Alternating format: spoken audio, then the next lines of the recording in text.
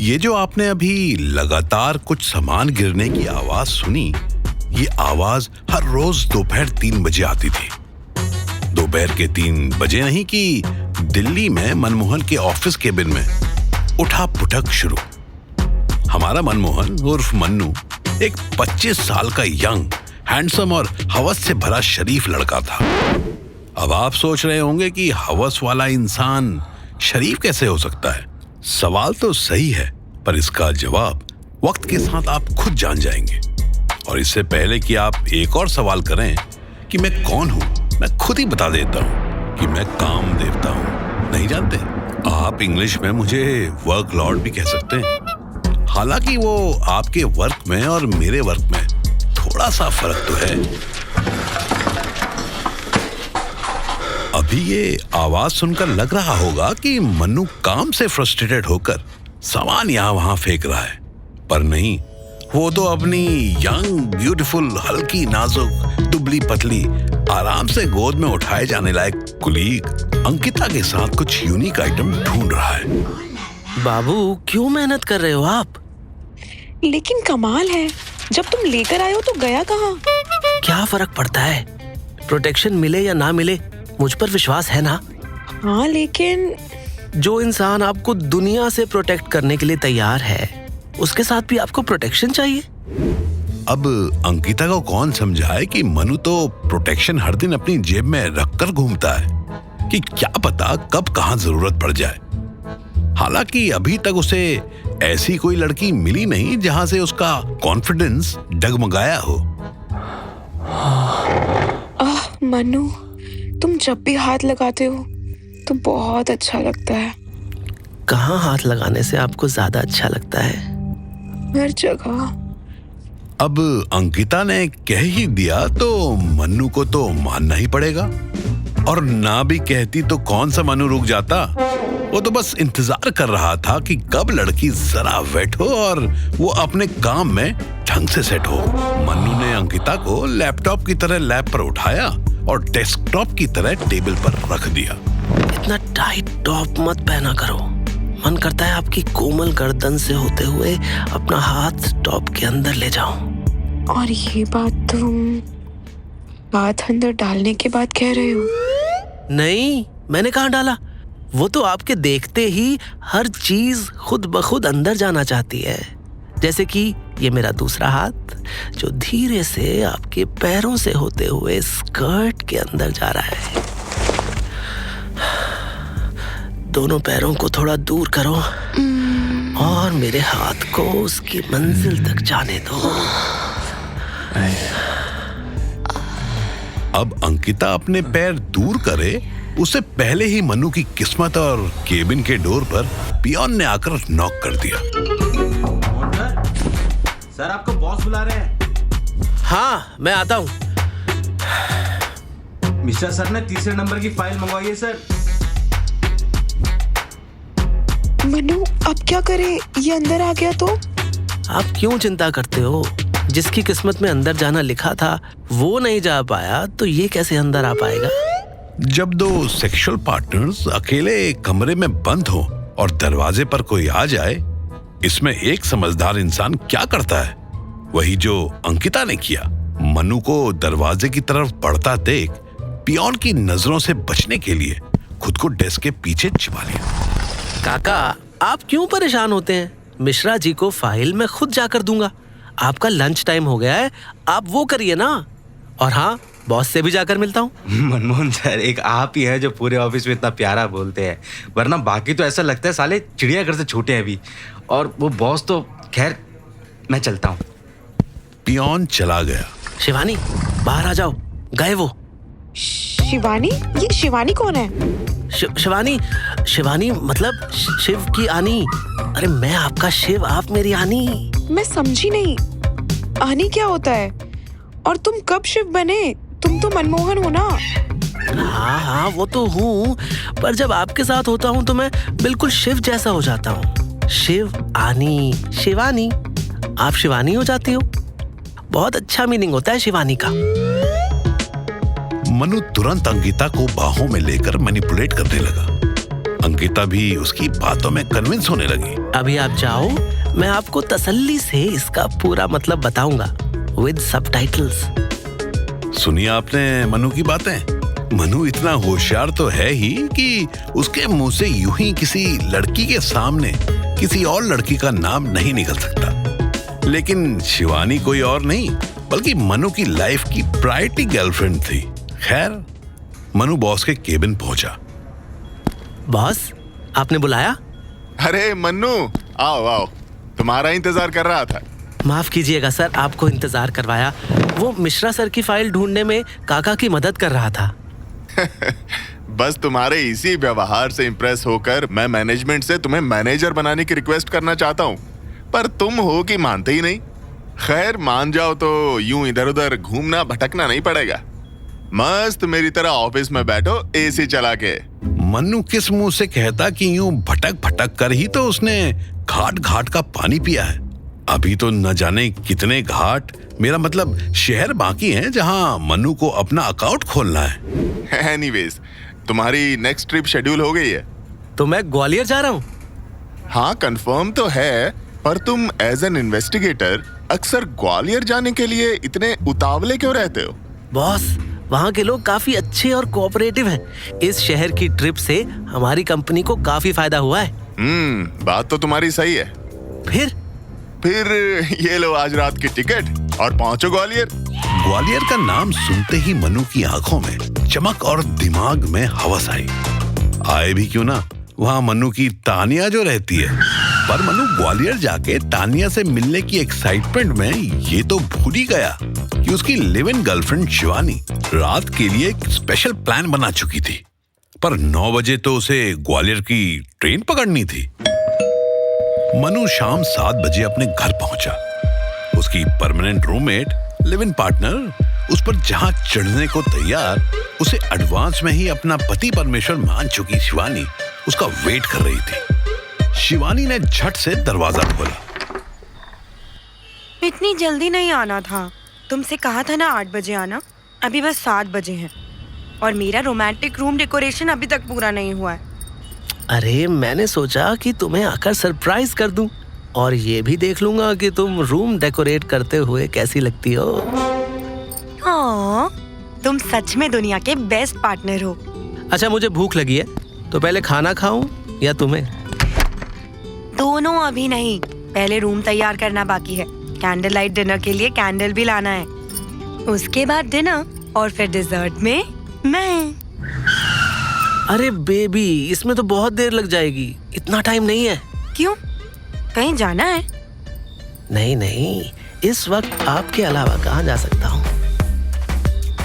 मन्नू अक्सर अपनी मीठी जुबान और खट्टी हवस के चक्कर में खुद ही फंस जाता था। शिवानी की इतनी मेहनत के बीच किस मुंह से कहता कि वो तानिया से मिलने की तैयारी में है, और दूसरा, अगर कह भी दिया और शिवानी का मूड खराब हो गया तो डिनर और डेजर्ट दोनों मिस हो जाएंगे। तुम इतनी क्यूट हो ना कि तुम्हारी सॉफ्ट सॉफ्ट कमर को पकड़कर तुम्हें करीब करना और भी अच्छा लगता है। पर दीवार पर बलून्स नहीं लगाए मैंने अब तक। समझ नहीं आता, अपने हाथों को सबसे पहले तुम्हारी कमर से ऊपर लेकर जाऊं या नीचे? मन्नू, अभी कैंडल्स भी लाना बाकी है। मेरे पास है ना कैंडल बेबी, बस अब इसे अपनी गर्मी से जला दो। मन्नू, मैं कब से रोमांटिक माहौल बनाने की कोशिश कर रही हूँ और तुम हो कि पता नहीं क्या ही बोले जा रहे हो। मुझे तो कुछ समझ नहीं आ रहा। बस शिवानी की यही मासूमियत हमेशा मनु की हवस पर भारी पड़ जाती थी। इसलिए तो मनु अपनी टूरिंग जॉब का फायदा उठाते हुए शहरों के साथ साथ अलग अलग लड़कियां भी घुमाता है। लिव इन के 4 साल के बावजूद मनु अब तक अपनी काबिलियत के हिसाब से 4 दिन भी संतुष्ट नहीं हो पाया था। शिवानी तो मान नहीं रही थी, इसलिए घड़ी की टिक टिक के साथ अब मनु को ट्रेन का हॉर्न भी सुनाई देने लगा। अच्छा बेबी, आप एक काम करो, बलून्स लगाओ और कैंडल्स लाओ, तब तक मैं बैग पैक कर लेता हूँ। Bag pack? हम दोनों कहीं बाहर जा रहे हैं? बैग पैक नहीं, मैंने कहा कि तुम माहौल बनाओ, मेरा बैग पेन कर रहा है। मैं तब तक आराम कर लेता हूँ। शिवानी को बाहर भेजकर मनु तान्या से मिलने की फुल ऑन तैयारी में जुट गया। इस बीच उसे याद आया कि उसने अभी तक तान्या को इन्फॉर्म तो किया ही नहीं। अब लड़का दिल्ली से 9 बजे ग्वालियर के लिए निकलेगा तो आधी रात में पहुंचेगा, और ऐसे में उसके लैंडलॉर्ड ने घर में एंट्री लेने में कोई दिक्कत कर दी तो?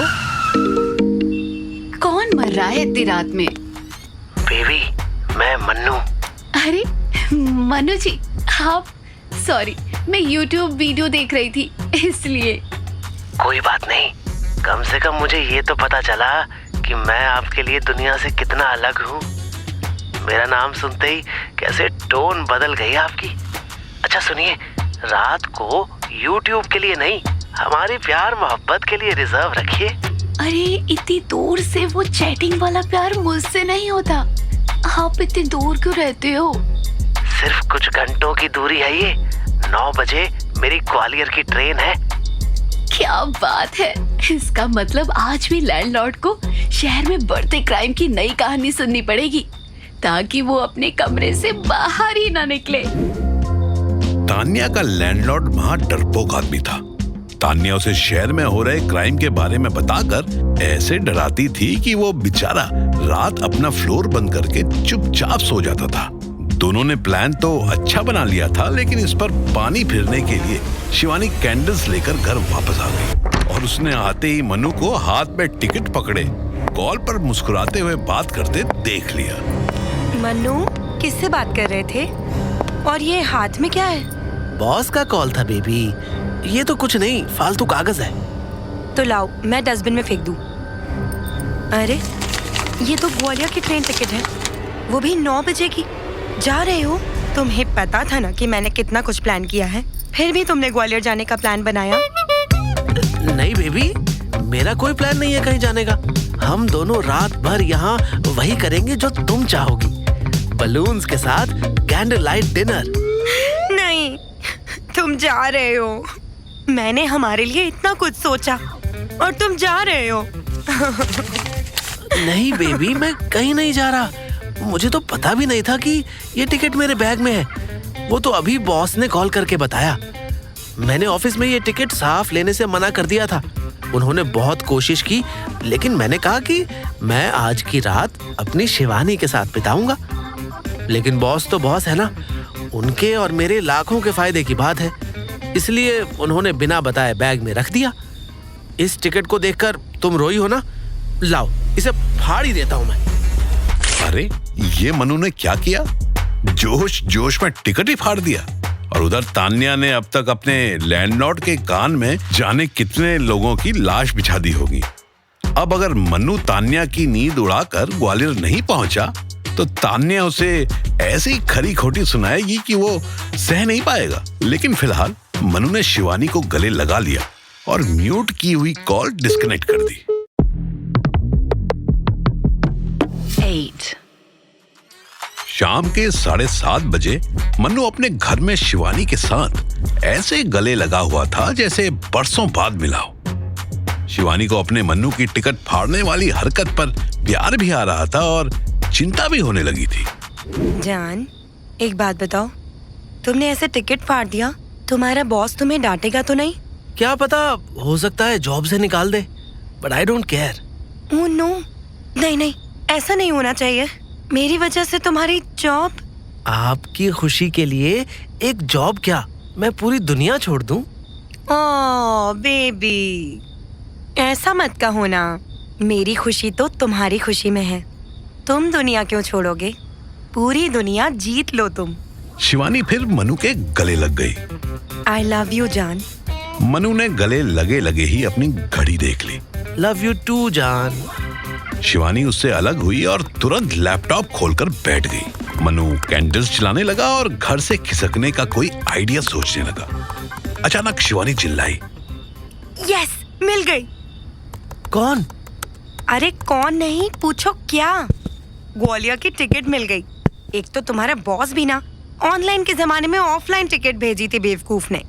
ऑनलाइन में ट्रांजैक्शन चार्जेस के 20 रुपए एक्स्ट्रा लग जाते हैं ना, उस चिंदी से ये सहा नहीं जाता। पर तुम क्यों मेरी टिकट? चुप, बिल्कुल। काम पहले है। इतनी मेहनत करते हो जॉब में, मेरे छोटे से डिनर के पीछे जॉब नहीं जानी चाहिए।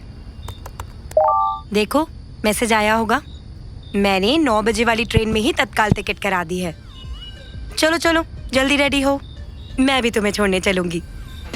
शिवानी का साथ मनु को इसलिए भी बहुत अच्छा लगता था, वो खुद ही अपनी गलती निकालकर मनु की मिस्टेक्स कवर कर देती थी। नई दिल्ली से आगरा, ग्वालियर, झांसी के रास्ते विजयवाड़ा चेन्नई जाने वाली तमिलनाडु एक्सप्रेस अपने 8:30 पर मनु और शिवानी स्टेशन पहुंच चुके थे। शिवानी मनु का हाथ पकड़कर ऐसे खड़ी थी कि मानो जाने नहीं देगी। वहीं मनु होशियार बार बार पटरियों के पास जाकर ऐसे झांक रहा था कि जैसे ट्रेन उससे छुपकर बैठी हो, मानो उसके ढप्पा करने के बाद ही प्लेटफॉर्म पर आएगी। 9:05 पर जैसे ही ट्रेन आई, मनु बोला, जानू सुनो ना, मैं जल्दी आ जाऊंगा, अपना ध्यान रखना। अब आप जाओ, ये ज्यादा देर नहीं रुकेगी। अरे पर ट्रेन तो अभी रुकी भी नहीं। रुकते ही चल देगी, मुझे अभी जॉगिंग करके अपने कोच तक पहुंचना होगा ना। आप जाओ। आप अगर यहाँ खड़े होकर मेरी तरफ देख के हाथ हिलाने लगे तो मुझे रोना आ जाएगा। मनु की इस अदा पर शिवानी तुरंत पिघल गई। उसने झट से गले लगा लिया। ओह baby, I am gonna miss you. Shivani के जाते ही मनु ट्रेन में घुसा और अपनी बर्थ ढूंढने लगा। बर्थ तो उसे बाद में मिलती, पर पहले एक येलो सूट के ऊपर मैरून कार्डिगन पहने मिडिल बर्थ पर पहली लड़की मिल गई। 9 बजे ही कोच के इस पार्ट पर लेटे पैसेंजर्स ने लाइट ऑफ कर दी थी। ये लड़की मिडिल बर्थ पर करवट लेकर लेटी मोबाइल स्क्रॉल कर रही थी। मोबाइल की लाइट में मनु को उसकी बड़ी सी घाटी दिखाई दी। मनु को तत्काल में लोअर बर्थ मिली थी। मनु लड़की नाप ही रहा था कि उसके सामने वाली मिडिल बर्थ पर एक बूढ़ा आदमी चढ़ने की कोशिश करने लगा था। मनु समझ गया कि ये अभी टॉयलेट से आया है, बेचारे को मिडिल बर्थ का स्ट्रगल मिल गया है। मनु ने उसको पुकारा, अंकल, ओ मिडिल बर्थ वाले अंकल, आप क्यों यहाँ स्ट्रगल कर रहे हैं? बूढ़े ने हैरानी से देखा। मनु ने अपनी फेमस मार्केटिंग स्टाइल आवाज में कहा, आप चाहें तो मेरी लोअर बर्थ से अपनी सीट एक्सचेंज कर लीजिए। आपको दोबारा वॉशरूम जाना होगा तो दिक्कत नहीं होगी। मेरा क्या है, मैं कहीं भी एडजस्ट कर लूंगा। बूढ़े ने तुरंत मनु को आशीर्वाद दिया और अपना बैग, शॉल और तकिया लेकर लोअर बर्थ पर फैल गया। ये सारा नजारा उस पीले सूट वाली लड़की ने भी देखा। मनु के साथ उसका आई कांटेक्ट हुआ। लड़की ने लेटे लेटे ही अपना राइट हैंड आगे बढ़ाया। हाय, मैं मुस्कान। मनु ने कस के हाथ पकड़ लिया। Hi, I am Manmohan. Nice to meet you mister Manmohan. आपसे मिलकर सच में बहुत खुशी हुई। इस खुशी का जेन्युइन रीजन है। वो क्या? मनु ने अपना बैग मिडिल बर्थ पर फेंका और झट से कूदकर बैठ गया। मुस्कान ने एक कार्ड मनु को दिया। उसमें किसी एनजीओ का नाम लिखा था। मैं कुछ समझा नहीं। मैं इस एनजीओ के लिए काम करती हूँ। हमारा एनजीओ सीनियर सिटीजन्स को एडुकेट करता है, उन्हें सही गाइडेंस देता है, गवर्नमेंट स्कीम्स में उन्हें प्रॉपर बेनिफिट मिल सके इसका ध्यान रखता है। आप देखिए ना, रेलवे में सीनियर सिटीजन्स के लिए लोअर बर्थ बुक करने का ऑप्शन होता है, पर अंकल को पता ही नहीं था। अगर वो ऑनलाइन बुक करते और एक सीनियर सिटीजन्स के ऑप्शन पर क्लिक करते, उन्हें 100% लोअर बर्थ मिलती। अनफॉर्चुनेटली मेरी बर्थ भी मिडिल में थी, वरना मैं ही उन्हें अपनी सीट ऑफर कर देती। फिर आप आए और आपने तो वो किया जो इस नए भारत में कोई नहीं करता। वो क्या? सैक्रिफाइस। अरे आज की डेट में आदमी अपनी किडनी दे सकता है, पर कंफर्म लोअर बर्थ नहीं। कितनी समझदारी भरी बातें करती हैं आप। वाह, I like your sense of humour. Well, thank you. उसने अपना टिफिन खोला और फॉर्मली मनु से पूछा, आप लेंगे? कहाँ? मुस्कान एकदम चौंकी, फिर संभली और बोली, अरे डिनर और क्या? नहीं नहीं, मेरी वजह से खामखा आप भूखी रह जाएंगी। तभी मनु का फोन बजा। मनु ने बिना देखे ही कि किसकी कॉल है, मोबाइल को साइलेंट पर डाल दिया। अरे डोंट वरी, मेरे पास एनफ है। अगर आप लेना चाहते हैं तो ले सकते हैं। अब आप इतना कहती हैं तो भूख तो हालांकि बहुत लगी है मुझे। और इस तरह पेट की भूख का दिखावा कर मनु की असल भूख मिटाने के रास्ते भी खुलते जा रहे थे। बातों बातों में मनु ने भोली मुस्कान की A to Z सारी डिटेल्स जान ली। आपने मुझसे इतना कुछ पूछ लिया है, लेकिन ये तो बताइए कि आप कहाँ जा रहे हैं। मतलब पता तो चले कि और कितनी लंबी बातें कर सकते हैं हम लोग। मेरा सफर तो ज्यादा लंबा नहीं है, मगर हमारी बातें जब तक खत्म नहीं होंगी तब तक ये सफर खत्म नहीं होगा। मेरा प्रॉमिस है आपसे। वाह, बातें तो बड़ी अच्छी हैं आपकी। वैसे मैं भोपाल जा रही हूँ, आप? हाँ, मैं भी। I love Bhopal. रात के 12 बज चुके थे और मनु मुस्कान के साथ सिर्फ बातें किए जा रहा था। ग्वालियर अब बस 1 या 1.5 घंटे की दूरी पर था। मनु तब से एक बर्थ से दूसरी बर्थ पर बातें कर करके बोर हो चुका था। उसे कुछ एक्शन चाहिए था। उस एक्शन का चांस मुस्कान ने खुद बना दिया। मनमोहन जी, मेरा पानी खत्म हो गया है, आपके पास बॉटल है क्या? हाँ है ना, आपने मेरी भूख मिटाई है। आपकी प्यास बुझाना तो मेरा फर्ज है। मनु ने जानबूझकर बॉटल का ढक्कन ढीला छोड़ दिया और बेचारी मुस्कान ने अपनी पूरी सीट गीली कर ली। ओह, आई एम सॉरी। अरे इसमें आपकी क्या गलती, मुझे देखना चाहिए था। इतना अंधेरा है कि आप एक काम कीजिए, जब तक सीट सूख नहीं जाती आप मेरी सीट पर आकर बैठ जाइए, फिर वापस चली जाइएगा। मुस्कान थोड़ा तो हिचकिचाई, लेकिन उसे मनु की बात सही लगी। उधर ग्वालियर में तानिया मनु के स्टेशन से निकलने के इंतजार में थी और इधर मनु मुस्कान के अंदर घुसने को मचल रहा था। मुझे लगता है कि आपकी सीट ही नहीं बल्कि थोड़े से आपके कपड़े भी भीग गए हैं। हाँ तो हटा दो ना। जी। तुरंत मनु ने उसे धीरे बोलने का इशारा किया। अरे मेरा मतलब है कि आपका दुपट्टा थोड़ा भीग गया है, एसी भी तेज चल रहा है। यूं गीले कपड़े बॉडी पर हो तो बीमार पड़ सकते हैं, इसलिए। मुस्कान को मनु की इस बात पर थोड़ा डाउट तो हुआ, लेकिन उसे ठंड तो सच में लग रही थी। फिर एक लड़का चाहे कितना मैनिपुलेट करने का ड्रामा कर ले, लड़की को पहली नजर में पता चल जाता है कि इसकी नीयत कहां तक जा सकती है। ऐसे ही मुस्कान को मनु की नीयत पर डाउट तो हो रहा था, पर हार्मोन्स तो उसके भी जोर मार रहे थे। ट्रेन में रोमांस के किस्से तो उसने भी सुने थे। मुस्कान अपना दुपट्टा हटाकर बैठ गई। मनु को घाटियों के दर्शन बिल्कुल पास से हुए। Wow, what? How do you manage such fitness? मतलब आप एनजीओ भी चलाती हो और फिर अपनी ब्यूटी को भी मेंटेन करती हो। You are amazing. Wow. Muskan शर्मा गई। मनु ने इधर उधर देखा। एक लड़के को छोड़ सब सो रहे थे। वो लड़का भी कान में ईयरफोन ठूस कर कोई साउथ इंडियन फिल्म देख रहा था। मनु मुस्कान के पास आया। अगर आपको ठंड लग रही हो तो मैं हेल्प कर सकता हूँ। मुस्कान तो ठंड से अपने हाथ सहला ही रही थी। बेचारी पूछ बैठी। ऐसे? मनु ने उसको वार्मली बाहों में भर लिया। मुस्कान ने किसी भी तरह का प्रोटेस्ट करने की कोशिश नहीं की। इनफैक्ट उसे ये बॉडी हीट अच्छी लग रही थी। मनु को सिग्नल मिल चुका था कि अब तो ट्रेन दौड़ाने का वक्त आ गया था। उसने तुरंत अपने बैग से एक गर्म चादर निकाली और मुस्कान के साथ खुद को उसमें घुसा लिया। मनु की सांसें मुस्कान की नेक पर कुछ कर रही थी। मनु ने उसके सूट के अंदर पीठ की तरफ से हाथ घुसा दिया। मुस्कान के दिमाग ने जैसे ही उसके हाथ को मनु को हटाने के लिए उठाया, वैसे ही उसके दिल ने मनु का हाथ थाम लिया। मनु ने झट से मुस्कान की नाजुक नेक पर किस कर लिया।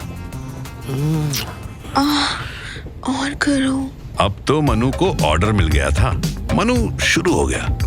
उसने नेक पर किस करते करते अपनी पैंट की जिप और मुस्कान की सलवार का नाड़ा खोल दिया। मुस्कान बिना कहे ही पैर फैलाकर लेट गई। मनु उसके ऊपर आया और उसका सूट ऊपर उठाने लगा। इजी हट जाएगा।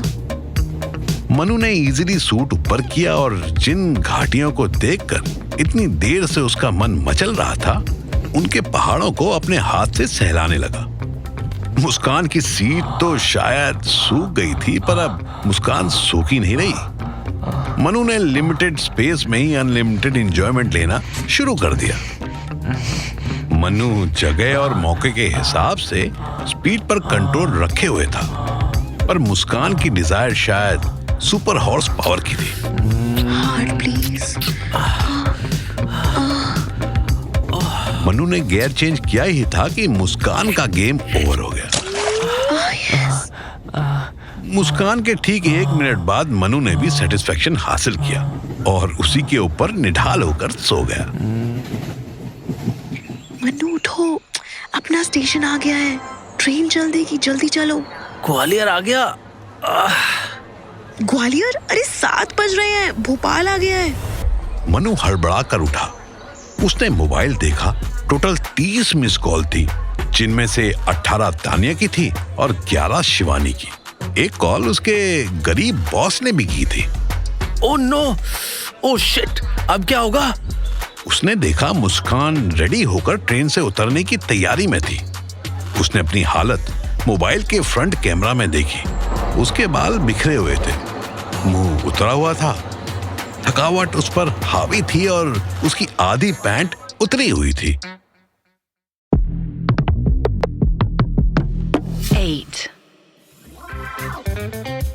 मनु वैसे तो जानता था कि वो एक दिन बहुत आगे जाएगा, लेकिन आज अपने हवस के चक्कर में वाकई बहुत आगे निकल आया था, क्योंकि उसका ग्वालियर स्टेशन तो तभी पीछे छूट गया था जिस वक्त वो मुस्कान की गहराई में घुसने लगा था।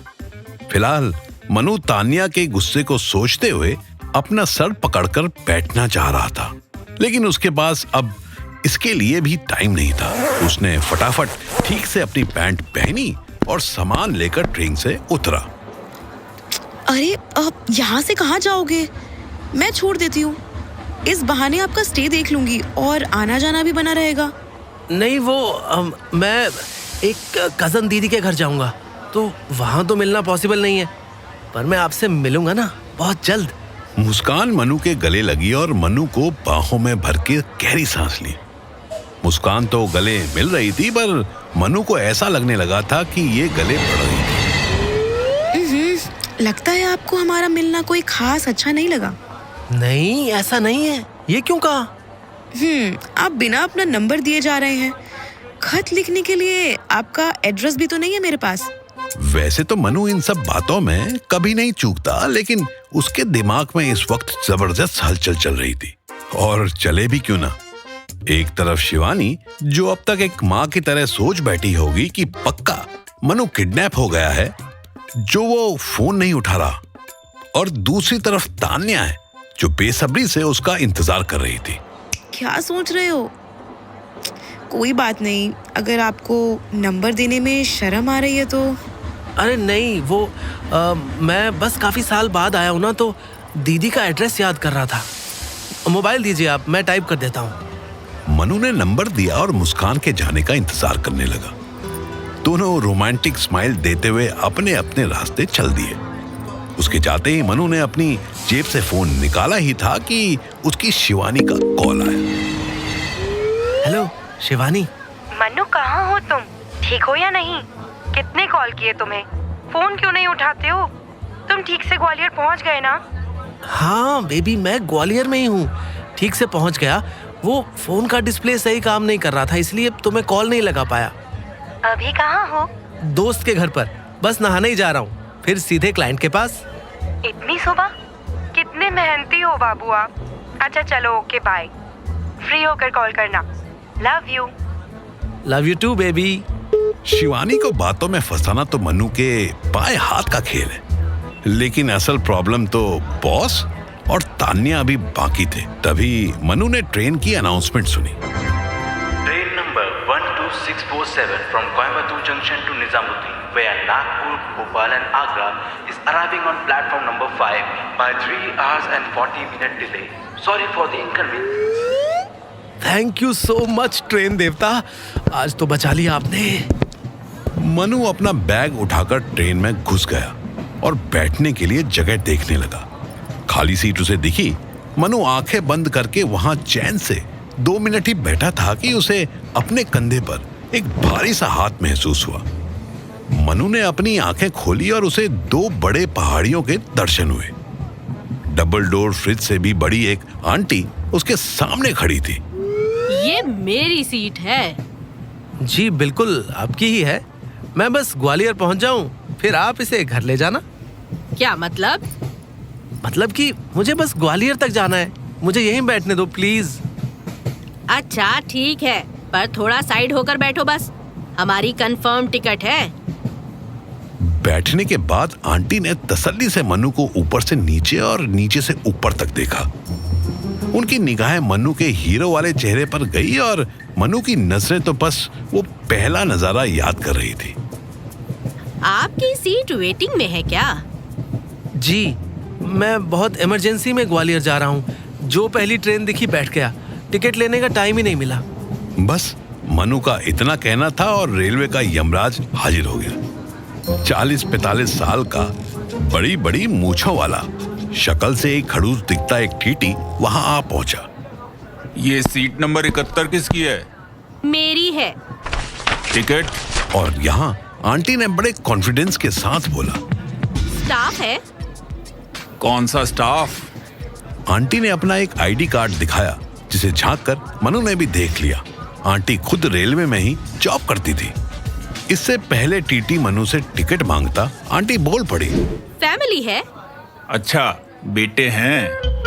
हस्बैंड है जी। हैं?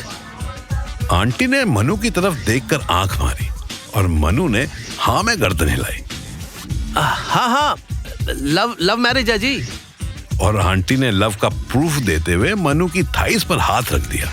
मनु ने एक वियर्ड सी स्माइल दी और टीटी को मजबूरन मानना पड़ा।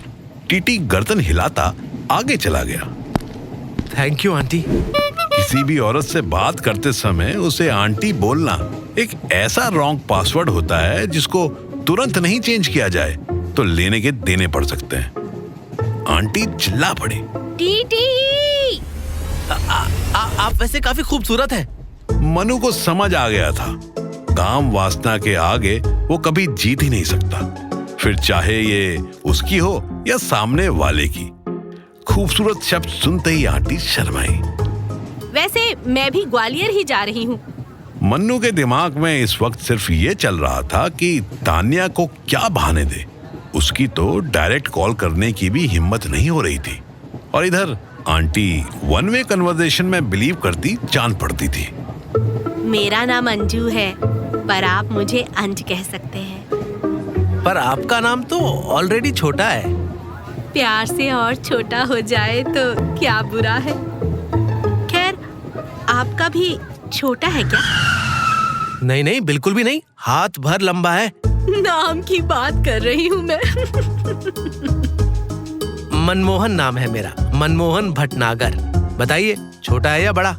अरे ये तो बहुत बड़ा है। ट्रेन चलती रही और आंटी मनु को वासना भरी नजरों से देखती रही और मनु इस वक्त टी और तान्या के बारे में सोच रहा था। उसका मन तो कर रहा था कि अभी ट्रेन से कूद जाए और उसे बहाना मिल जाए कि आखिर लेट क्यों हुआ। मनु तान्या को खोने से बहुत डरता था। इसकी क्या वजह थी, पर बेसिक तो टॉप 3 की बात करें तो तान्या का नेचर पुलिस वालों का था। वो ऑलरेडी पुलिस फोर्स ज्वाइन करने वाली थी। दूसरी वजह थी कि उसे झूठ से बहुत नफरत थी और मनु सच बोलने से हमेशा डिस्टेंस बनाकर रहता था। तीसरी वजह थोड़ी पर्सनल थी। मनु की माने तो उसे तान्या से अच्छा प्लेजर कभी किसी लड़की के साथ मिला ही नहीं था। इतना सब सोचते विचारते मनु का हाथ उसकी पॉकेट पर पड़ा और उसे एहसास हुआ कि उसका वॉलेट गायब था। मनु अपनी सीट से उठकर यहाँ वहाँ वॉलेट तलाशने लगा। क्या हुआ? क्या ढूंढ रहे हो? मेरा वॉलेट नहीं है मेरे पास। अच्छा, कितने पैसे चोरी हो गए? और यहाँ मनु को याद आया कि इस ऑनलाइन पेमेंट के जमाने में उसके वॉलेट में मुश्किल से 100-200 रुपए थे, लेकिन उससे ज्यादा इंपॉर्टेंट उसका driving license, ATM card, credit card और 2 अनयूज्ड कॉन्डम भी साथ गायब हो गए। मनु ने एक गहरी सांस ली। फाइनली उसे इस वॉलेट के साथ उसको लेट होने का बहाना मिल गया था। मनु को इतना सोच में डूबा हुआ देख आंटी बोली, लगता है ज्यादा पैसे चले गए। स्टेशन पर उतरकर हम पुलिस को इन्फॉर्म कर देते हैं।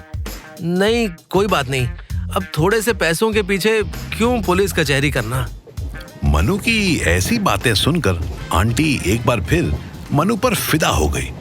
इन सब के बीच जब ग्वालियर आ गया, आंटी को पता ही नहीं चला। 12:30 बजे दोपहर को दोनों भीड़ के साथ ट्रेन से उतरे और स्टेशन से बाहर निकल आए। इससे पहले आंटी मनु से और कोई सवाल करे, मनु दूर जाकर ऑटो तलाशने लगा। उसे एक ऑटो मिला जिसमें QR कोड लगा हुआ था। अंदर बैठने के बाद उसने आसपास देखा तो आंटी भी गायब थी। फिर मनु ने चैन की सांस ली। भैया तानसेन रोड ले लेना। मनु तान्या के घर के आगे ऑटो से उतरकर पेमेंट कर ही रहा था कि उसे पीछे से एक और ऑटो आती दिखाई दी जिसमें अंजू आंटी बैठी हुई थी। वो तो भला हो उनकी बढ़ती उम्र की घटती नजरों का कि वो मनु को नहीं देख पाई और मनु ने खुद को जैसे तैसे छुपा लिया। लेकिन मनु ने यह जरूर देखा कि अंजू भी उसी घर में गई जिसमें तान्या रहती थी। तान्या 3rd फ्लोर पर थी। अंजू आंटी 2nd पर तक ही जाती दिखी। मनु कुछ सोचता उससे पहले ही उसके सर पर जोर से कुछ पड़ा। कौन बदतमीज है ये? अरे तान्या सुनो ना, मैं समझाता हूं ना क्या हुआ। मनु घर की तरफ भागा और सीधे तान्या के रूम के बाहर पहुंचा। क्योंकि अंदर वो जा नहीं सकता था, तान्या ने अंदर से रूम लॉक जो कर रखा था। तान्या गेट तो खोलो बेबी, तुम्हें पता भी है मैं यहाँ किन हालातों में पहुंचा हूं।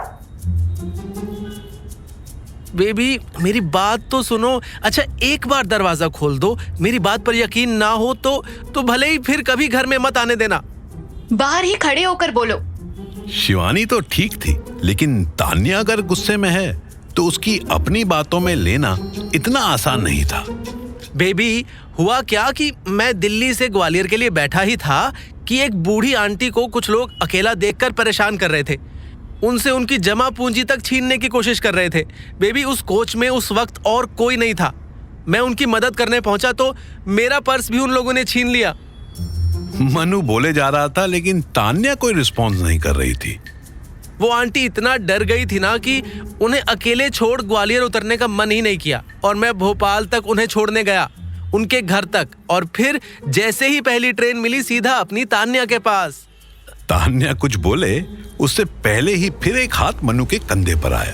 मनु ने पलटकर देखा तो तान्या का मकान मालिक उसके पीछे खड़ा था। कौन हो?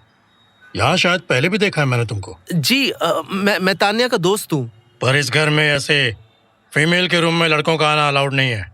जी मैं वो बस 2 मिनट मिल लूं फिर चला जाऊंगा। तुम्हारी शक्ल देखकर लगता है कि तुम्हें किसी लड़की के साथ अकेले 2 मिनट भी नहीं छोड़ना चाहिए। तान्या और लैंडलॉर्ड से सामूहिक बेइज्जती करवाकर मनु निराश होकर जाने ही वाला था कि उसके सामने अंजू आंटी आ खड़ी हुई। अरे ये आजकल के लड़का लड़की थोड़ा भी नहीं हिचकते। जी मन्नू। मन्नू थोड़ा चौंका, लेकिन ट्रेन वाले इंसिडेंट से उसे पूरा भरोसा था कि ये अंजू आंटी काम बनवा ही देगी। ये सुनते ही तान्या ने झट से दरवाजा खोला। तुमने इनकी भी हेल्प की थी? अंजू मन्नू को आंख मारती लैंडलॉर्ड का हाथ पकड़कर उसे नीचे ले जाने लगी। ओ महिलाओं के मसीहा, मुझे एक बात बताओ, तुम्हारा पर्स किस लेडी को बचाने में चोरी हो गया? मन्नू का दिमाग तेजी से कोई आइडिया सोचने लगा। 8 दोपहर के 1 बजने वाले थे जब अंजू आंटी की मदद वाली बात सुनते ही तान्या ने दरवाजा खोला और ऑलमोस्ट डांटते हुए मन्नू से पूछने लगी। ओ महिलाओं के मसीहा, मुझे एक बात बताओ, तुम्हारा पर्स किस लेडी को बचाने में चोरी हो गया? मन्नू होशियार जवाब देने के बजाय आंटी और लैंडलॉर्ड के नीचे जाने का वेट करने लगा। जैसे ही वो सीढ़ी से उतरा, मन्नू ने तान्या को कस के पकड़ा और उसे बाहों में लिए लिए ही रूम के अंदर घुस गया। अरे रुको, क्या कर रहे हो? जुबान से जवाब देने के बजाय मन्नू ने होठों से काम लिया और तान्या को दनादन किस करने लगा। तान्या 10 सेकंड से ज्यादा खुद को बचा नहीं पाई। आखिर पूरी रात वो मनु के आने का इंतजार ही तो कर रही थी। इंतजार में उसने न जाने कितने पोज, कितने करतब इमेजिन कर लिए थे। मनु के इस वाइल्ड एक्शन ने तान्या को ट्रिगर कर दिया। उसका सारा गुस्सा और इंक्वायरी ऑयल लेने चले गए और वो मनु से भी ज्यादा वाइल्ड और इरोटिक बिहेव करने लगी। मनु और तान्या बाहों में बाहें लिए एक दूसरे को डेस्परेटली किस करते रूम में ही बने छोटे से किचन की बड़ी सी स्लैब तक पहुंच गए। ताकत के मामले में तान्या मनु से आगे ही थी। उसने एक झटके में ही मनु की टकिन हुई शर्ट फाड़कर उतार दी और दूसरे झटके में मनु की बनियान उसकी बॉडी से अलग कर दी। मनु का स्टाइल तान्या से ऑपोजिट था। उसको जोर जबरदस्ती से ज्यादा मजा धीरे धीरे तरीके से प्यार करने में आता था। मनु ने तान्या के नाइट सूट के एक एक करके बटन खोलने शुरू कर दिए। तान्या ने उसे धक्का दिया और 2 सेकंड में अपना नाइट सूट फाड़कर उतार फेंका। वो ब्रा खोलने ही वाली थी कि मनु ने टोक दिया। जाने मन, रुको ना, वेट, मुझे निकालने दो। तान्या के पास इतना सब्र नहीं था। तान्या की बुलेट हीट पकड़ चुकी थी। मनु को हमेशा गर्म खून रहता था। उसने तान्या को बड़े प्यार से किचन स्लैब पर लिटा दिया।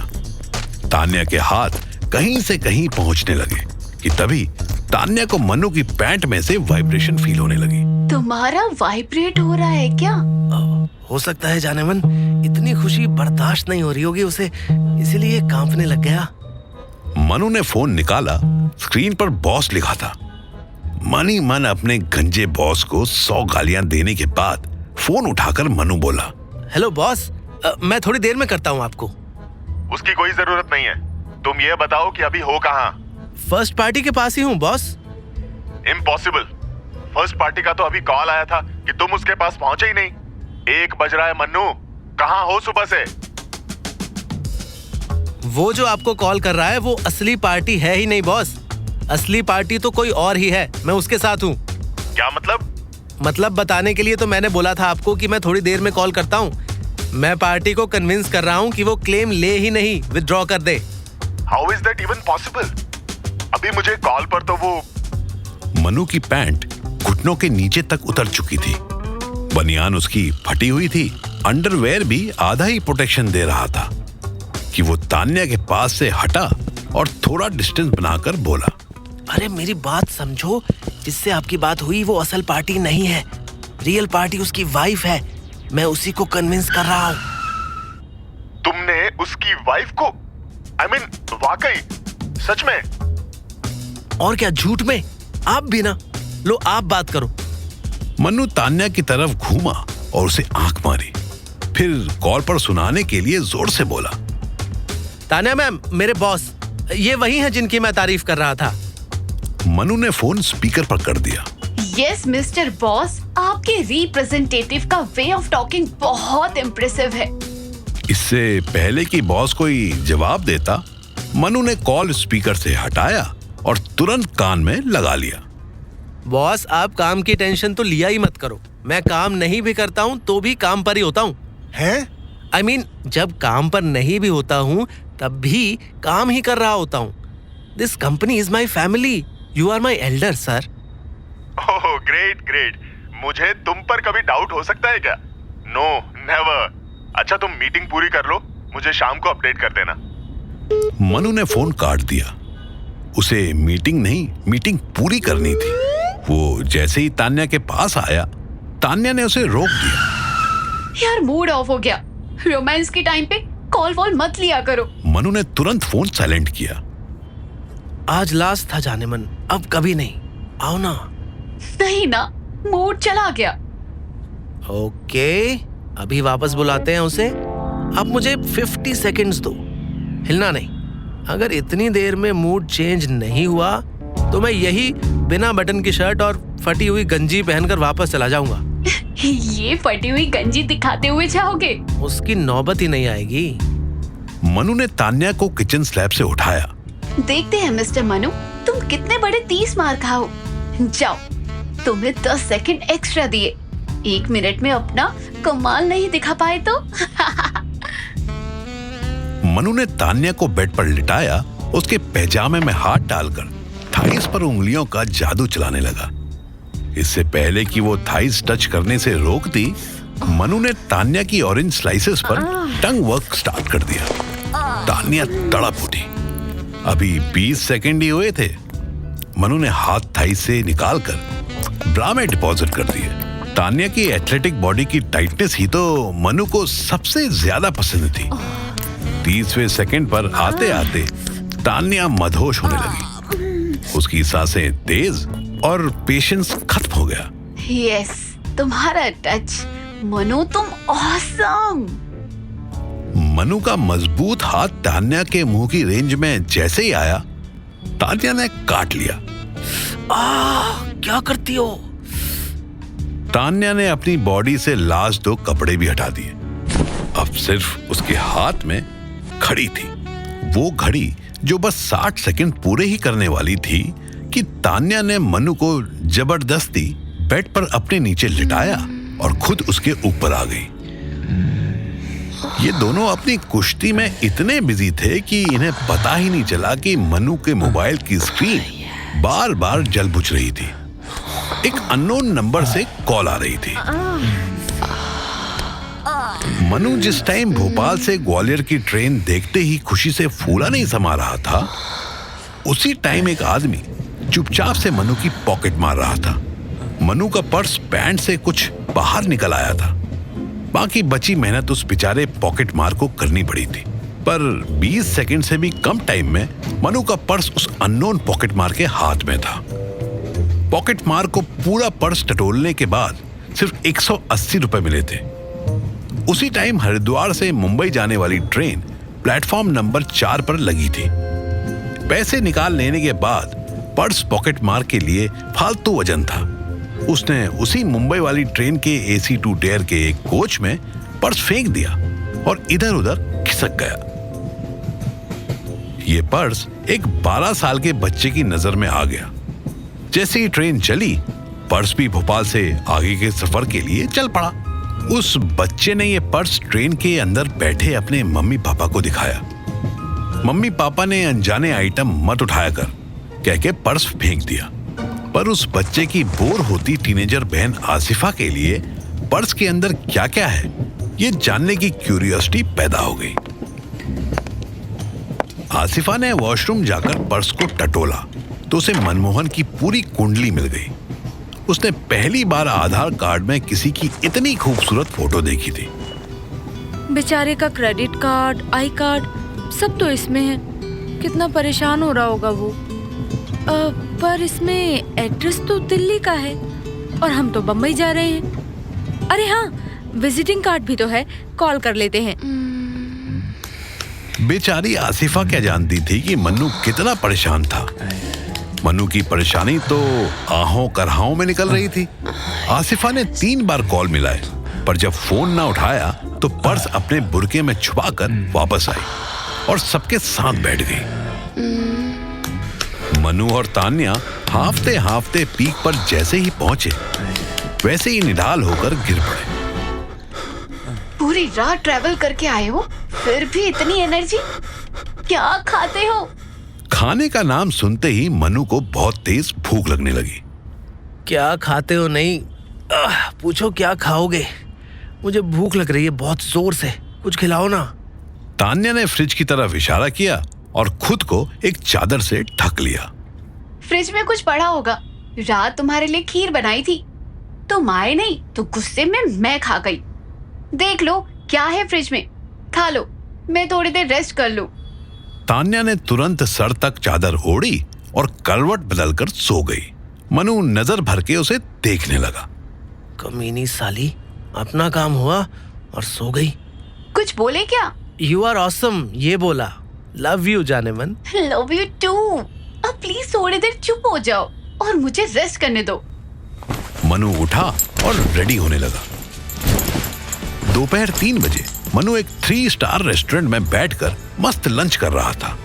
उसके सामने एक 100 किलो का आदमी परेशान सी सूरत बनाए बैठा मनु को तसल्ली से खाते देख रहा था। यह आदमी सेठ धनीराम था। इसी के केस इंस्पेक्शन के लिए मनु दिल्ली से ग्वालियर आया था। इसकी कपड़ों की दुकान में आग लग गई थी। दुकान मनु की कंपनी से ही इंश्योर्ड थी। अगर मनु सिर्फ सेठ धनीराम से मिलने आया होता तो 1 घंटे में फ्री हो सकता था, पर अपने ठरकीपने के चक्कर में मनु पहले ही बॉस को यह कमिट कर चुका था कि इस केस में क्लेम देने की जरूरत नहीं थी, क्योंकि वो धनीराम की बीवी को पटा चुका था। मनमोहन जी, इंश्योरेंस का फायदा का जब दुर्घटना पे काम ना आए। देखिए, बात बिल्कुल सही है आपकी। आपका क्लेम तो 1 करोड़ का है ना, वो तुरंत क्लियर हो भी जाता, पर एक गड़बड़ कर दिया आपने। अब मुझसे कौन सी गड़बड़ हो गई महाराज? देखिए, नियम है कि किसी भी कमर्शियल प्लेस पर फायर एक्सटिंग्विशर, सैंड बकेट जरूर होना चाहिए। अब इतनी अंग्रेजी तो मोह ना आती मनमोहन जी, पर वो लाल लाल सिलेंडर तो धरे थे मेरी दुकान में। 4 मोड़ों ने ये लाल वाला सिलेंडर छिड़का, दुकान फिर भी ना बची। बताओ। मनु फिर कोई बहाना सोचने लगा। अचानक उसे सूझा, मैंने पुलिस की रिपोर्ट पढ़ी थी। आपकी शॉप में एक और दिक्कत थी धनीराम जी। जिस बिल्डिंग में आग लगी वहां हर शॉप इमरजेंसी फायर एस्केप सीढ़ियों से कनेक्टेड थी। सिर्फ आपकी शॉप में। कैसे चूतियों को भेजते हो तुम्हारी कंपनी ने? हमारी दुकान धरातल पे है, ग्राउंड फ्लोर। अब इसमें कौन सी सीढ़ी लगवा दें तुम्हारे लिए? मनु का ये पैतरा भी उल्टा पड़ रहा था। वो जल्दी जल्दी कोई दूसरी तरकीब सोचने लगा। तभी धनीराम ने धमकी दी, तुम ग्वालियर में हो महाराज, और हम हैं बुंदेलखंड के। अब तुम यहाँ से वापस तभी लौटोगे जब हमारा इंश्योरेंस क्लेम पास करोगे। मनु का खाते खाते हाथ रुक गया। इस बार की ठड़क उसे बहुत भारी पड़ रही थी।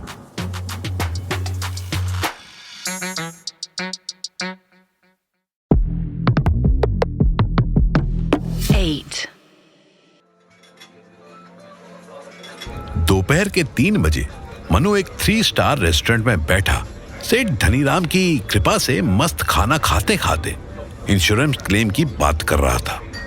लेकिन अब धनीराम ने मनु को साफ धमकी दे दी थी कि अगर उसने इंश्योरेंस क्लेम अप्रूव नहीं किया तो वो उसे यहां से जाने ही नहीं देंगे। धनीराम जी, आपको वाकई लगता है कि मुझे धमकाने से आपका काम हो जाएगा? आपको क्या लगता है बस मेरे साइन करते ही कंपनी आपका इंश्योरेंस पास कर देगी? तो क्या नहीं करेगी? और कितने इंस्पेक्टर आएंगे धूल उड़ाने? और हम तुम्हें इसलिए ना धमका रहे कि तुम पास ना कर रहे। हमें तो बस ये समझ में ना आ रहा कि तुम बिना दुकान देखे ये सारी गणित कैसे बिठा रहे। ये तो ऐसा लग रहा है कि बहाना बना रहे हैं पैसा ना देने के। नहीं धनीराम जी, मैं तो चाहूंगा कि आपका जितना नुकसान हुआ है उसकी डबल कीमत आपको मिले, राइट? मनु ने टिश्यू से हाथ पोंछे। धनीराम के चेहरे पर एक छोटी सी मुस्कान आई। पर कंपनी ऐसा नहीं चाहेगी ना कि आपका जितना लॉस हुआ है आप उससे ज्यादा का क्लेम कर दो। क्यों? इंश्योरेंस अप टू 1 CR है आपका। आइए आपकी शॉप चलते हैं, देखते हैं आपका कितना नुकसान हुआ है। धनीराम के चेहरे का रंग बदला। हाँ चलो, हम तो कह रहे कि देखो चल के। शाम 4 बजे मनु एक विशालकाय शॉप के अंदर खड़ा था। सारी दीवारें, सारा फर्नीचर सब जल चुका था। वैसे आग लगे 1 हफ्ता हो चुका था, पर मनु की नाक में अभी भी जले की बदबू आ रही थी। उसने रुमाल निकाला और मुंह पर रख लिया। सेठ जी, कितने का माल बताया आपने जो जल गया? जी माल तो 2 करोड़ से ज्यादा को होगा, पर इंश्योरेंस तो बस। हाँ 1 करोड़ का इंश्योरेंस है आपका, आई नो। मनु पूरी शॉप में छानबीन करने लगा। एंट्रेंस पर वापस लौटा तो उसे वो इलेक्ट्रिक जंक्शन बॉक्स दिखा जिसकी वजह से आग लगी थी। मनु ने पेन निकालकर उस पर जमी कार्बन हटाई, फिर मुंह से रुमाल हटाकर उसे जोर से सूंघा। मनु मुस्कुराया। उसने जंक्शन बॉक्स की हर एंगल से फोटो ली। सेठ धनीराम उसके पास आया। ये तो पुलिस वाले भी देख के गए। बोले बुरा हाल हो रखा बिजली बोर्ड का। आप इस बुरे हाल वाले बॉक्स को सूंघिए। आए हम कोई कुत्ता थोड़ी हैं जो। कोई बात नहीं, मैं तो कुत्ता हूं ना अपनी कंपनी का, मैं सूंघ लेता हूं। और मेरी सूंघ ये कहती है धनीराम जी कि इस जंक्शन बॉक्स पर मिट्टी का तेल डाला गया था। हैं? मिट्टी का तेल, घासलेट, केरोसिन, वो नीले वाला ऑयल, याद आया? सेठ धनीराम के चेहरे पर हवाइयां उड़ने लगी। वो हमें क्या पता? अब जे सब आपकी शॉप पर तो लेडीज गारमेंट्स होते हैं ना? सॉरी, आई मीन होते थे। उसमें भी आपकी स्पेशलिटी ब्राइडल वेयर्स में थी, राइट? सेठ धनीराम ने हिचकते हुए हाँ में सर हिलाया। मनु फिर शॉप के सेंटर में पहुंच गया। जहां तक मुझे नॉलेज है, शादियों में पहनने वाले लहंगे, साड़ियां, सूट्स वगैरह सब हैवी पॉलिएस्टर, सिल्क एटसेट्रा के होते हैं। ये कपड़े तो आग भी जल्दी पकड़ते हैं और प्लास्टिक की तरह जमीन पर चिपक भी जाते हैं। पर आपने बताया कि ऑलमोस्ट 2 करोड़ का माल भस्म हुआ है। दैट मीन्स अगर मैं 10,000 का एक लहंगा, एक साड़ी, एक सलवार सूट या एक ड्रेस का भी एवरेज रेट लूं तो करीब 2,000 से ज्यादा ड्रेसेस यहाँ अवेलेबल थीं जब आग लगी। इस शॉप में 2,000 ब्राइडल ड्रेसेस। सेठ धनीराम अब बिल्कुल नर्वस दिखाई देने लगा। हाँ, तो हमारी शॉप कोई छोटी तो है नहीं। 2,000 का 20,000 कपड़े भी आ जाएं? बिल्कुल आ जाएंगे, लेकिन 20,000 फैंसी कपड़ों में आग लगेगी तो वो जलने के बाद कार्बन बनकर चिपक जाएंगे। ऐसी लेयर्स बन जाएंगी जैसे वो देखिए उधर कोने में बनी हुई है ना। पर अफसोस कि ऐसी लेयर्स बहुत लिमिटेड है। मुझे तो लगता है यहाँ मुश्किल से 10 लाख का माल भी नहीं था। कैसी बात कर रहे हो? यहाँ 2 करोड़ का। मैं सबसे पहले पुलिस के इंस्पेक्टर को वापस बुलाता हूँ। मनु ने अंधेरे में तीर चलाया और उसको हिंट देता हूँ कि आग खुद से नहीं लगी बल्कि लगाई गई है। फिर आप बताना कि नहीं, आग सच में लगी है और माल 2 करोड़ का जला है।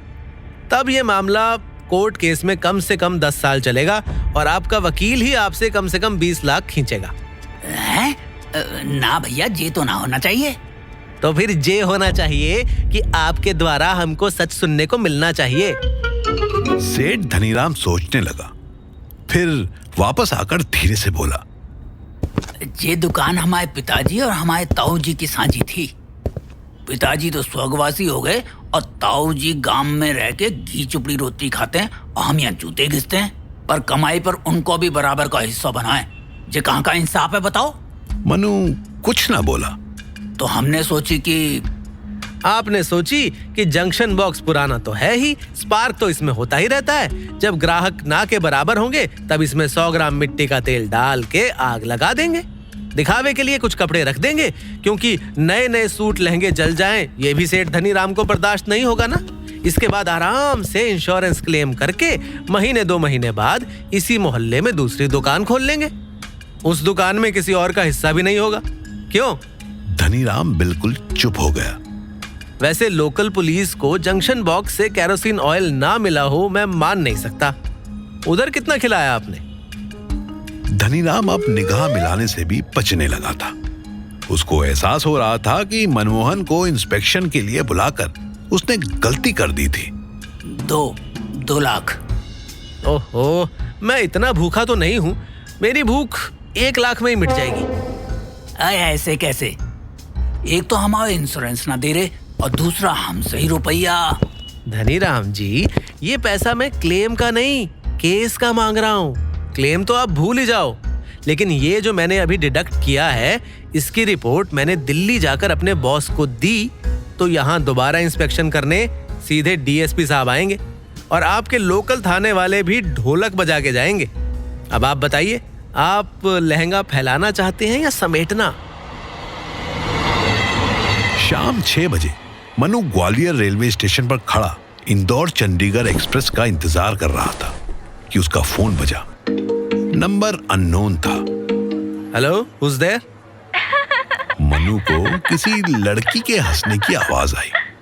साथ ही उसे फील हुआ कि जैसे लड़की ट्रेन में है। हेलो डियर, क्या मैं जानता हूँ आपको? Hello, may I speak to mister Manmohan? Yes, you are connected with Mr. Manmohan. आप मेरी नकल क्यों कर रहे हैं? मनु को आवाज बड़ी प्यारी लगी। हम आपकी नकल थोड़ी कर रहे हैं, हम तो आपसे सीख रहे हैं।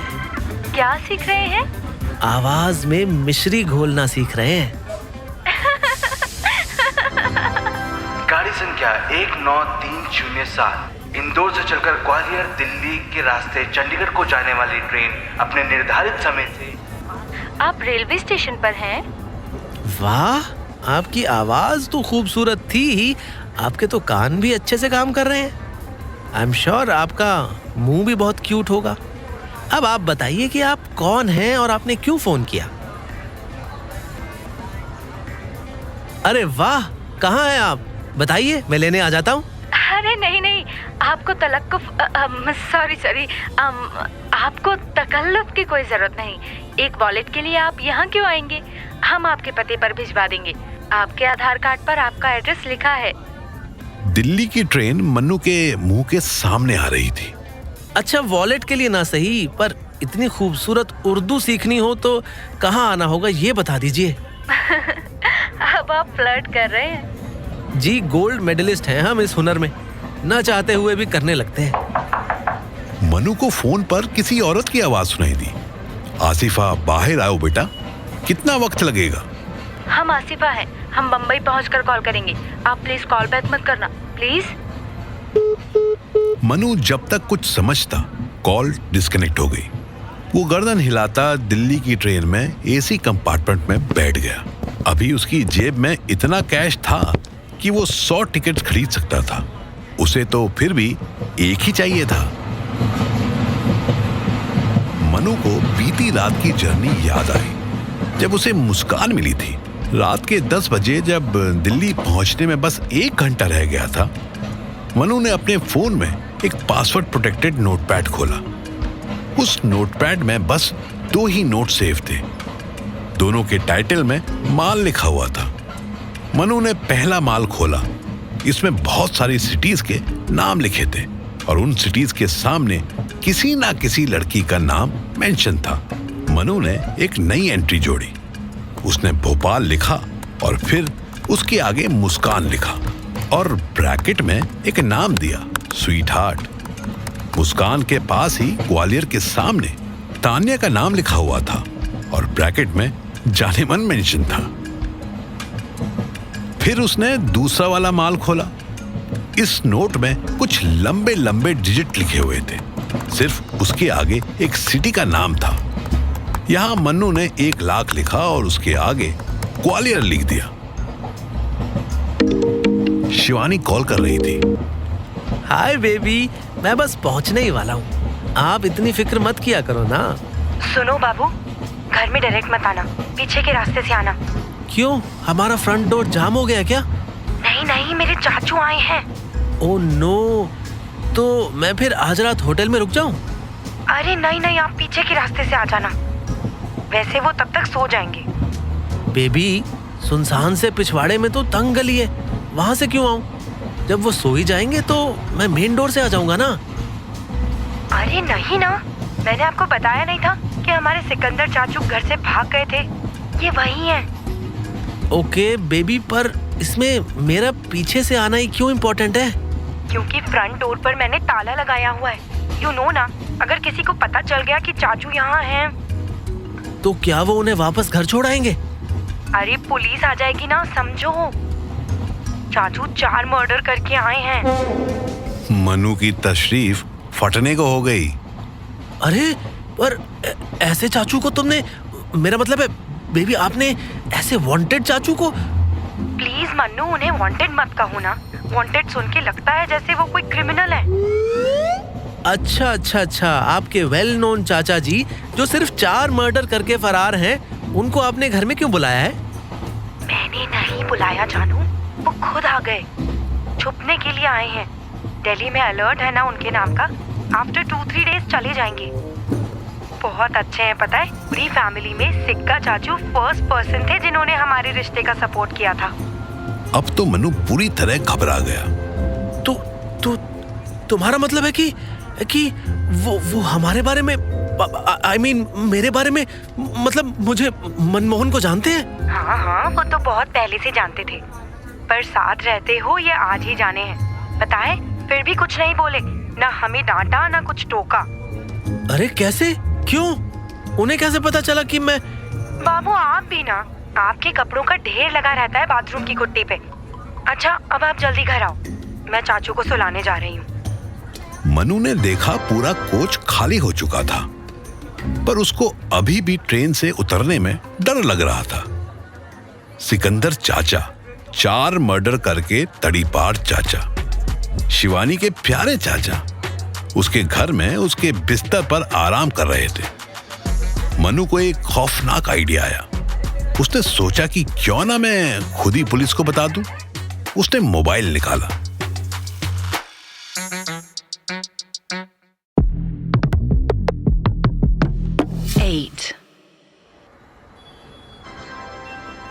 मनु रात के 11:15 पर ट्रेन कोच में बैठा, मोबाइल हाथ में लिए बैठा था। उसकी ट्रेन निजामुद्दीन रेलवे स्टेशन पहुंच चुकी थी। शिवानी उसे वार्न कर चुकी थी कि वो अपने ही घर में पीछे के रास्ते से घुसे। क्यों घुसे? क्योंकि शिवानी के वांटेड चाचू घर पर थे और शिवानी ने मेन डोर पर ताला मार दिया था। अब मनु चाहता था कि वो खुद ही पुलिस को इन्फॉर्म कर दे और वांटेड चाचू को पकड़वाकर पुलिस की वांट पूरी करे। पर इस चुगली भरे एक्शन में एक खतरा था कि पुलिस उसका फ्लैट सील कर सकती थी। शिवानी को भी अरेस्ट कर सकती थी। शिवानी अरेस्ट होने के बाद ये बता सकती थी कि इस फ्लैट का रेंट अग्रीमेंट मनु उर्फ मनमोहन के नाम पर है और मनमोहन तो निजामुद्दीन रेलवे स्टेशन पर एक खाली ट्रेन में बैठा सर खुजा रहा है। खाली करो, ट्रेन खाली करो। रेलवे गार्ड की डंडा मारती आवाज सुनकर मनु का थॉट बबल टूटा। वो बिना कुछ बोले उठ गया। ट्रेन से उतरते ही एक चाय वाला उसके सर पर आकर खड़ा हो गया और जोर जोर से चिल्लाने लगा। चाय गरम, चाय गरम, चाय गरम, चाय गरम। मेरे सर पे बैठकर चाय बनाएगा क्या? जा यहाँ से। अरे एक चाय ले लो ना, अदरक, इलायची, काली मिर्च, दालचीनी, मुलेठी, सौंफ, अश्वगंधा डाल के बनाई है। तूने चाय बनाई है कि काढ़ा बनाया है? अच्छा देख। मनु ने चाय ली, चाय वाले को पैसे दिए और पास ही एक खाली बेंच पर बैठकर सोचने लगा। मनु ने पुलिस को फोन करने का आइडिया ड्रॉप कर दिया और चाय वाले को पास बुलाया। एक कप और दूं क्या? नहीं, थोड़ा दूध, चीनी और चाय पत्ती दे, बस इसी की कमी है चाय में। बाकी हर फ्लेवर कूट कूट के डाला है तूने। चाय वाला मनु का मुंह देखने लगा। मनु ने चाय फेंक दी और ऑटो पकड़ने के लिए स्टेशन से बाहर चल दिया।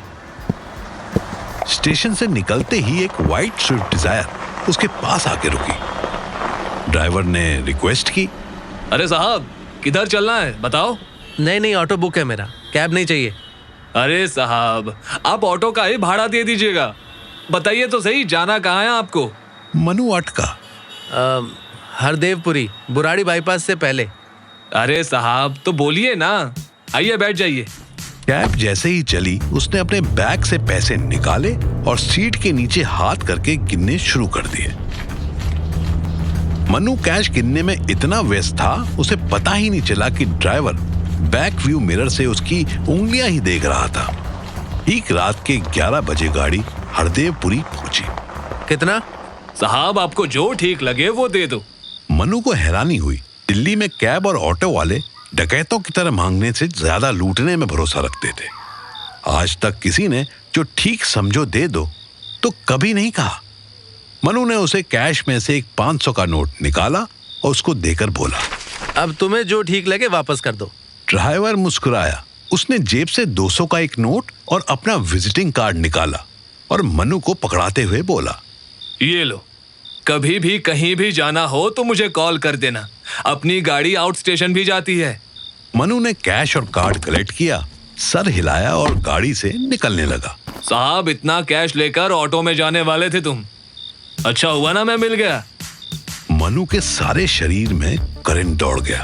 अरे डरो मत साहब, अपने को सवारी के पैसों से कोई मतलब नहीं है, पर ये ऑटो वाले बहुत डेंजर होते हैं। आगे से कभी भी रात बिरात आओ तो मेरे को फोन कर लेना। मनु ने विजिटिंग कार्ड देखा, उस पर स्माइल कैब सर्विस लिखा था। मनु ने हाँ में सर हिलाया और पतली सी अंधेरी गली में घुस गया। 10 स्टेप्स चलने के बाद भी उसने गौर किया कि कैब अभी तक वहीं खड़ी थी। उसका डाउट और बढ़ गया। वो अपने घर के बैक साइड पहुंचा। सुनसान से पिछवाड़े की वो तंग गली इतनी डार्क थी कि वहां अक्सर मोहल्ले के लव बर्ड्स आकर माउथ टू माउथ ब्रीदिंग की प्रैक्टिस किया करते थे। मनु ने मोबाइल टॉर्च जलाई। उसके घर के बैक साइड पर 2 साल से प्लास्टर वर्क पेंडिंग था, लेकिन स्कैफोल्डिंग अभी भी लगी हुई थी। उसी को पकड़ पकड़ कर वो फर्स्ट फ्लोर की किचन विंडो तक पहुंच गया। घर में अंधेरा था। किचन विंडो से अंदर घुसते ही उसे अचानक हाथ में कैंडल लिए बाल खोले शिवानी दिखाई दी।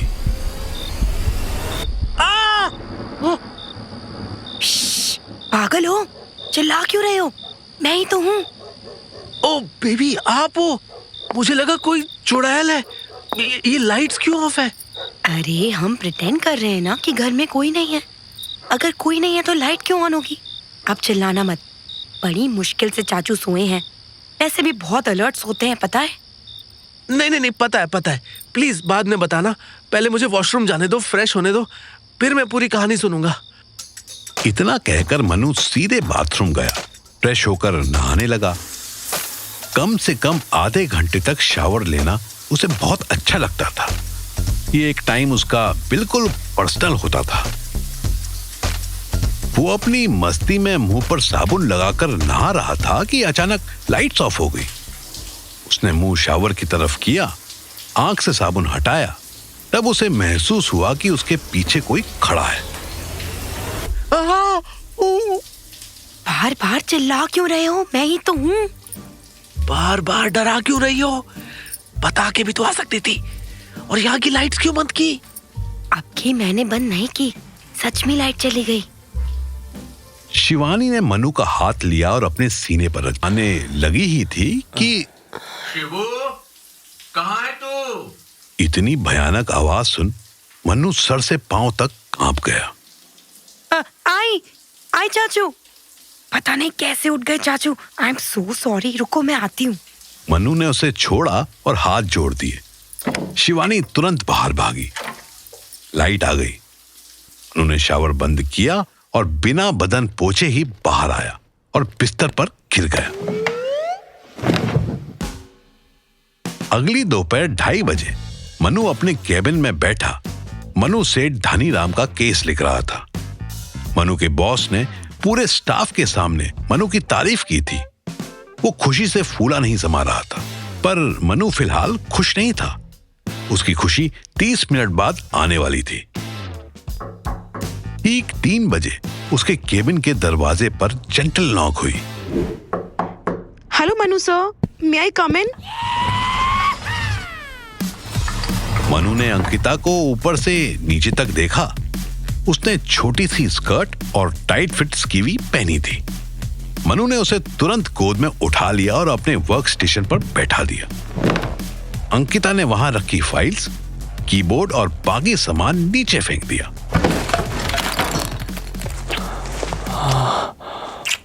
बहुत मिस किया आपको स्वीटी। मुझे या इन्हें? अंकिता ने अंगूठे से अपने हिल्स की तरफ इशारा किया। मनु ने इशारा तुरंत कैच किया और उसकी स्कीवी उतार दी। एक ही बात तो है sweetie, now come on. Ankita Manu की बेल्ट खोलने लगी। मनु ने जैसे ही उसकी स्कर्ट उठाई, उसे जन्नत का नजारा हो गया। वाह, अंडरवियर पहना ही नहीं।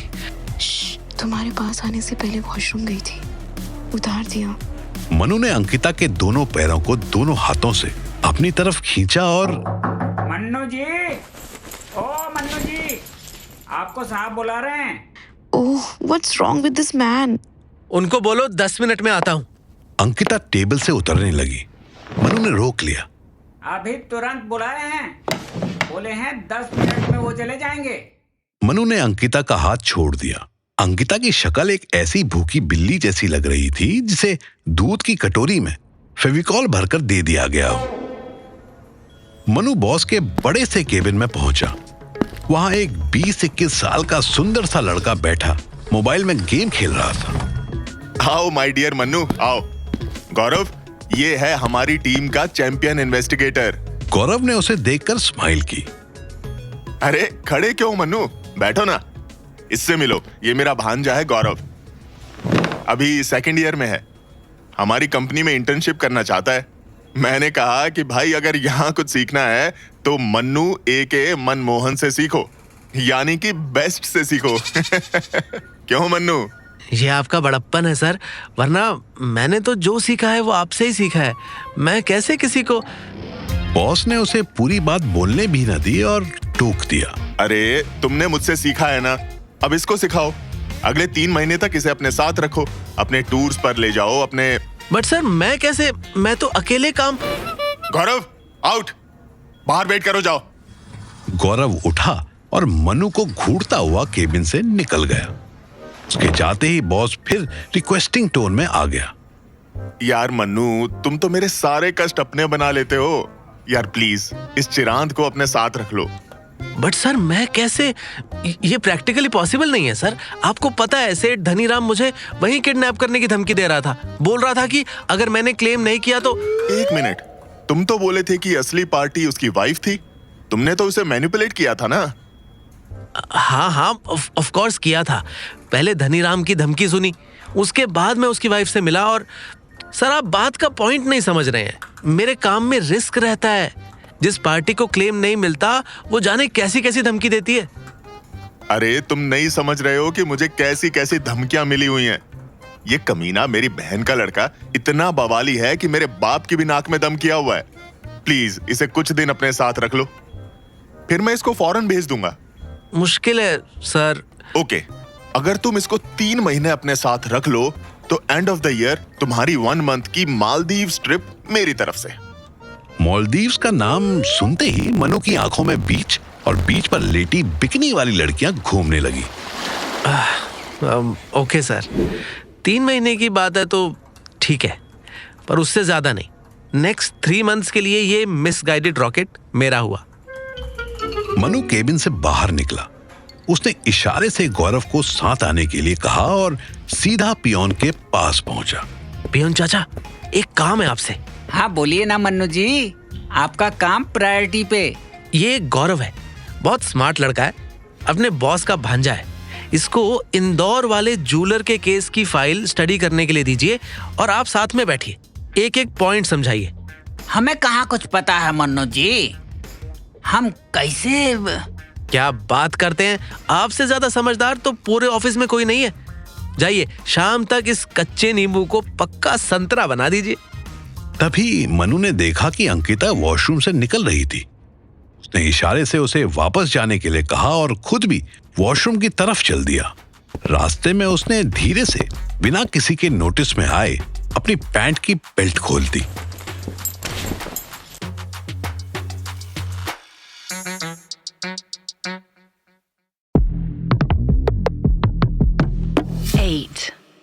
दोपहर 3:15 बजे अंकिता और मनु वॉशरूम में एक साथ थे। दोनों ने एक दूसरे को ऐसा दबोचा हुआ था जैसे बरसों के भूखे हों। अंदर की आवाज बाहर न जाए इसलिए मनु ने तुरंत वॉश बेसिन का नल खोल दिया। दोनों एक दूसरे को खींचते किस करते एक लैबोरेटरी में घुस गए। कहाँ से ये सब आइडियाज लाते हो मनु? यहाँ से। मनु अपनी पैंट खोल चुका था। अंकिता स्माइल करने लगी। किसका वेट कर रही हो? अब कोई अचानक से आ गया तो मुझे डर लग रहा है। कोई नहीं आएगा।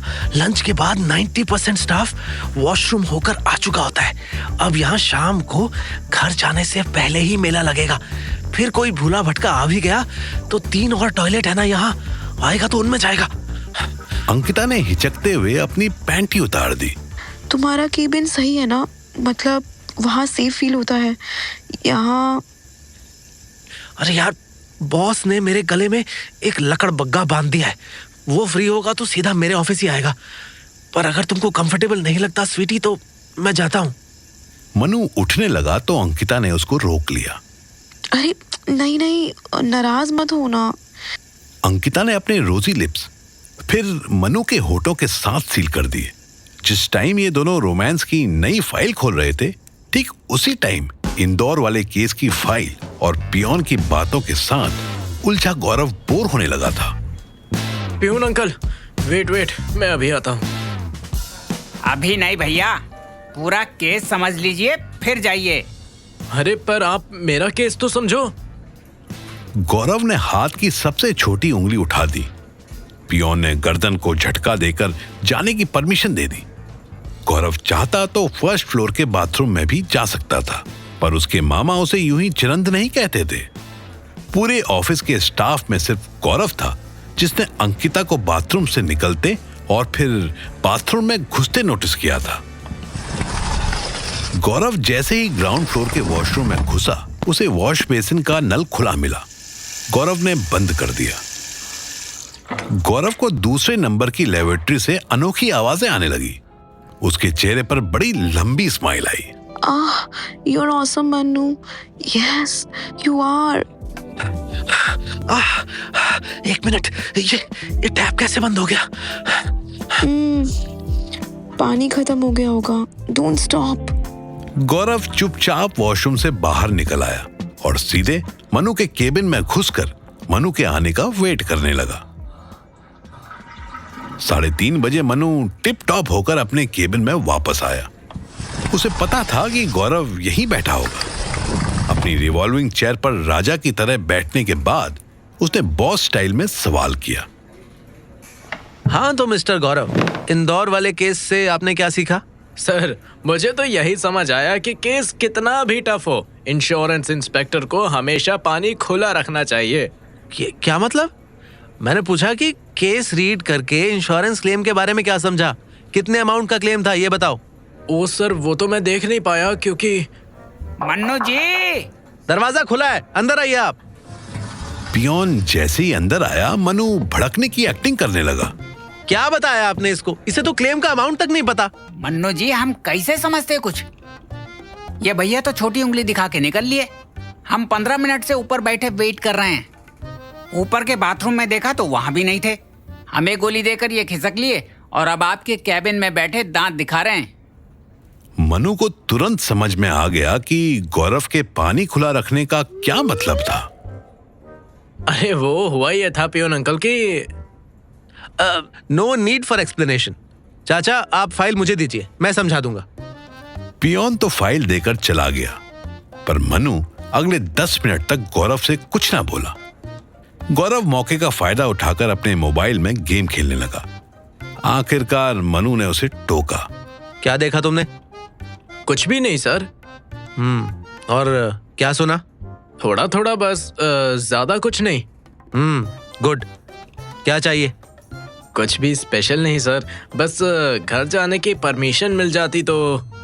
मनु हाथ का स्टैंड बनाकर ठुड्डी ऊपर टिकाई और एकटक गौरव की तरफ देखने लगा। जरा सा लड़का उससे पंगा ले रहा था।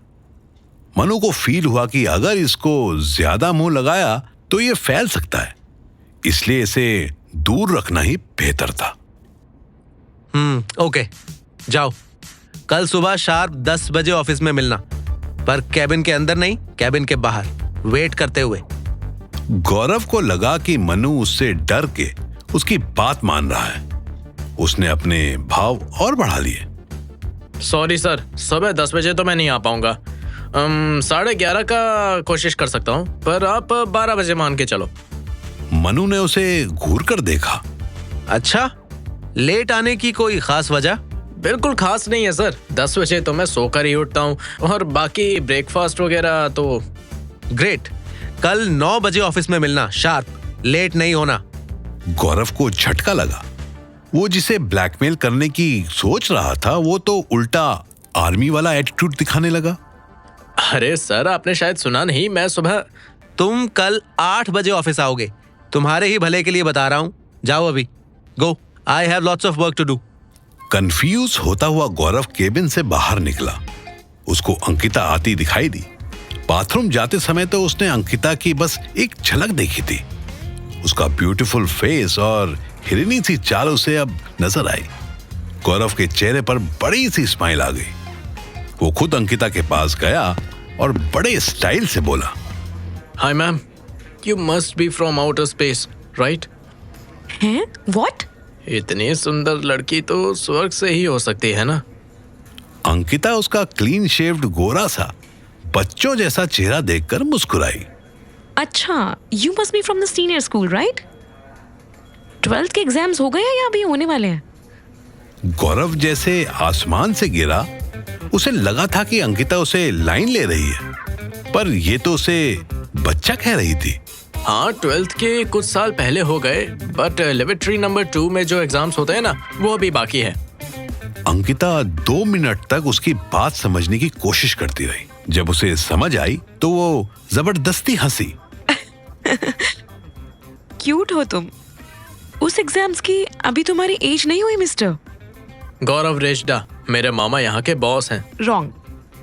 तुम्हारे मामा यहाँ के बॉस नहीं है, बल्कि अपने ऑफिस के जो मैनेजर हैं, तुम उसके भांजे हो। हाँ, तो एक ही बात है। नहीं बच्चे, अलग अलग बात है। Anyways, you will learn soon. Excuse me please. हाँ, अंकिता जाने को हुई तो गौरव धीरे से बोला, मुझे पता है कि वॉशरूम में मन्नू सर के साथ आप ही थी। अंकिता बिना जवाब दिए मनु के केबिन में घुस गई। गौरव मुस्कुराते हुए बाहर चला गया। अंकिता ने देखा मनु का सारा ध्यान कंप्यूटर स्क्रीन पर था। मनु सुनो ना। ये बॉस का चमचा बहुत ज्यादा बोल रहा है। उसने हम दोनों की आवाज। I know. अरे पर वो मुझे इनडायरेक्ट धमकी दे रहा था। I know that too. How can you be so sure Manu? Boss से शिकायत करोगे उसकी? तुमने मुझे चुगलखोर पड़ोसन समझा है क्या? अच्छा सुनो, एक फेवर चाहिए तुमसे। मुंबई का कोई भी केस आता है तो मुझे अपडेट करो ना प्लीज। बट आप तो सेंट्रल और नॉर्थ इंडिया ही हैंडल करते हो ना। सोचता हूँ इस बार वेस्ट भी देख लूं। प्लीज कोई केस निकालो ना उधर का। अंकिता ने हाँ में सर हिलाया और चली गई। मनु ने घड़ी देखी, 4 बज चुके थे।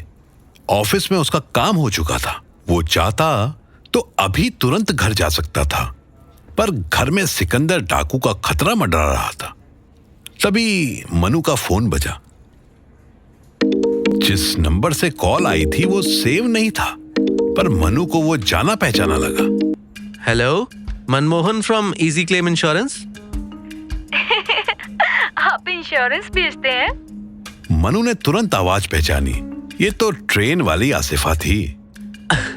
बेचता तो नहीं हूं, पर आप इतने प्यार से पूछेंगी तो आपको फ्री में इंश्योर्ड कर दूंगा।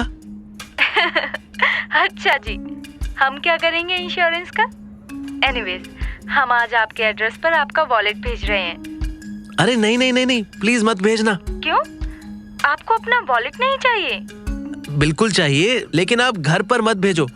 वो क्या है ना, मैं अब उस घर में रहता ही नहीं हूँ। एड्रेस चेंज हो गया है। ओह अच्छा, ठीक है, आप नया पता भेज दीजिए। उसकी जरूरत ही नहीं पड़ेगी। मैं मुंबई आने वाला हूँ, तभी ले लूंगा। अरे नहीं नहीं, हम ऐसे आपसे कैसे मिल सकते हैं? आप तो अजनबी हैं। अजनबी? मेरा नाम, एड्रेस, मोबाइल और आधार कार्ड नंबर तक तो आप जान गई हैं। ड्राइविंग लाइसेंस में तो मेरा ब्लड ग्रुप भी लिखा मिल जाएगा आपको। अब मैं अजनबी कहाँ रहा आपके लिए। दूसरी तरफ से कोई आवाज नहीं आई। आसिफा सच में वॉलेट निकालकर ड्राइविंग लाइसेंस देखने लगी। हाय अल्लाह, आप तो बी पॉजिटिव है। हाँ, वैसे इसमें चौंकने वाली क्या बात थी?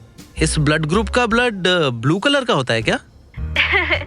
नहीं नहीं, हमने बी पॉजिटिव तो हमेशा फिल्मों में ही सुना था। पहली बार बी पॉजिटिव वाले से बात कर रहे हैं। सिर्फ बात करने से क्या होगा? आप 2 दिन वेट करिए, आपको रूबरू दिखाते हैं। नहीं नहीं, हम आपका ब्लड क्यों देखेंगे? हमसे तो किसी जानवर का भी नहीं देखा जाता। पूरे घर में हम ही वेजिटेरियन हैं। अब वैसे हम नहीं जानते कि हमें आपसे मिलना चाहिए कि नहीं। 2 दिन का समय है आपके पास, पता करिए आराम से। आप समझ नहीं रहे हैं, हमारा बॉयफ्रेंड है, उसके रहते हम आपसे कैसे मिल सकते हैं? उसके रहते? वो हर वक्त आपके साथ रहता है? आप अपने बॉयफ्रेंड को पर्स में रखती हैं? आपकी बातें। अच्छा आसिफा, मैं आपको फिर कॉल करता हूँ, अभी मुझे जाना होगा। नहीं, आप कॉल मत करना। जब भी कॉल करेंगे हम ही करेंगे। आप मैसेज करना, वो भी व्हाट्सएप नहीं, नॉर्मल टेक्स्ट मैसेज। मनु ने फोन काट दिया और जोर से बोला, कम इन। पियोन अंदर आ गया। मन्नू जी, कोई कन्या आपसे मिलने आई है, रिसेप्शन पे बैठा दिया हम। आपकी स्माइल देखकर लगता है कि कोई बहुत खूबसूरत कन्या आई है। वहां क्यों बिठाया? मुझे इंटरकॉम पर इन्फॉर्म करके यही कैबिन में ले आते। अरे ऐसे कैसे ले आते? अंकिता मैडम भी तो यहीं बैठी हैं, आपके कैबिन के साथ वाले वर्क स्टेशन पे। मनु उठा और स्माइल करते हुए रिसेप्शन डेस्क पहुंचा।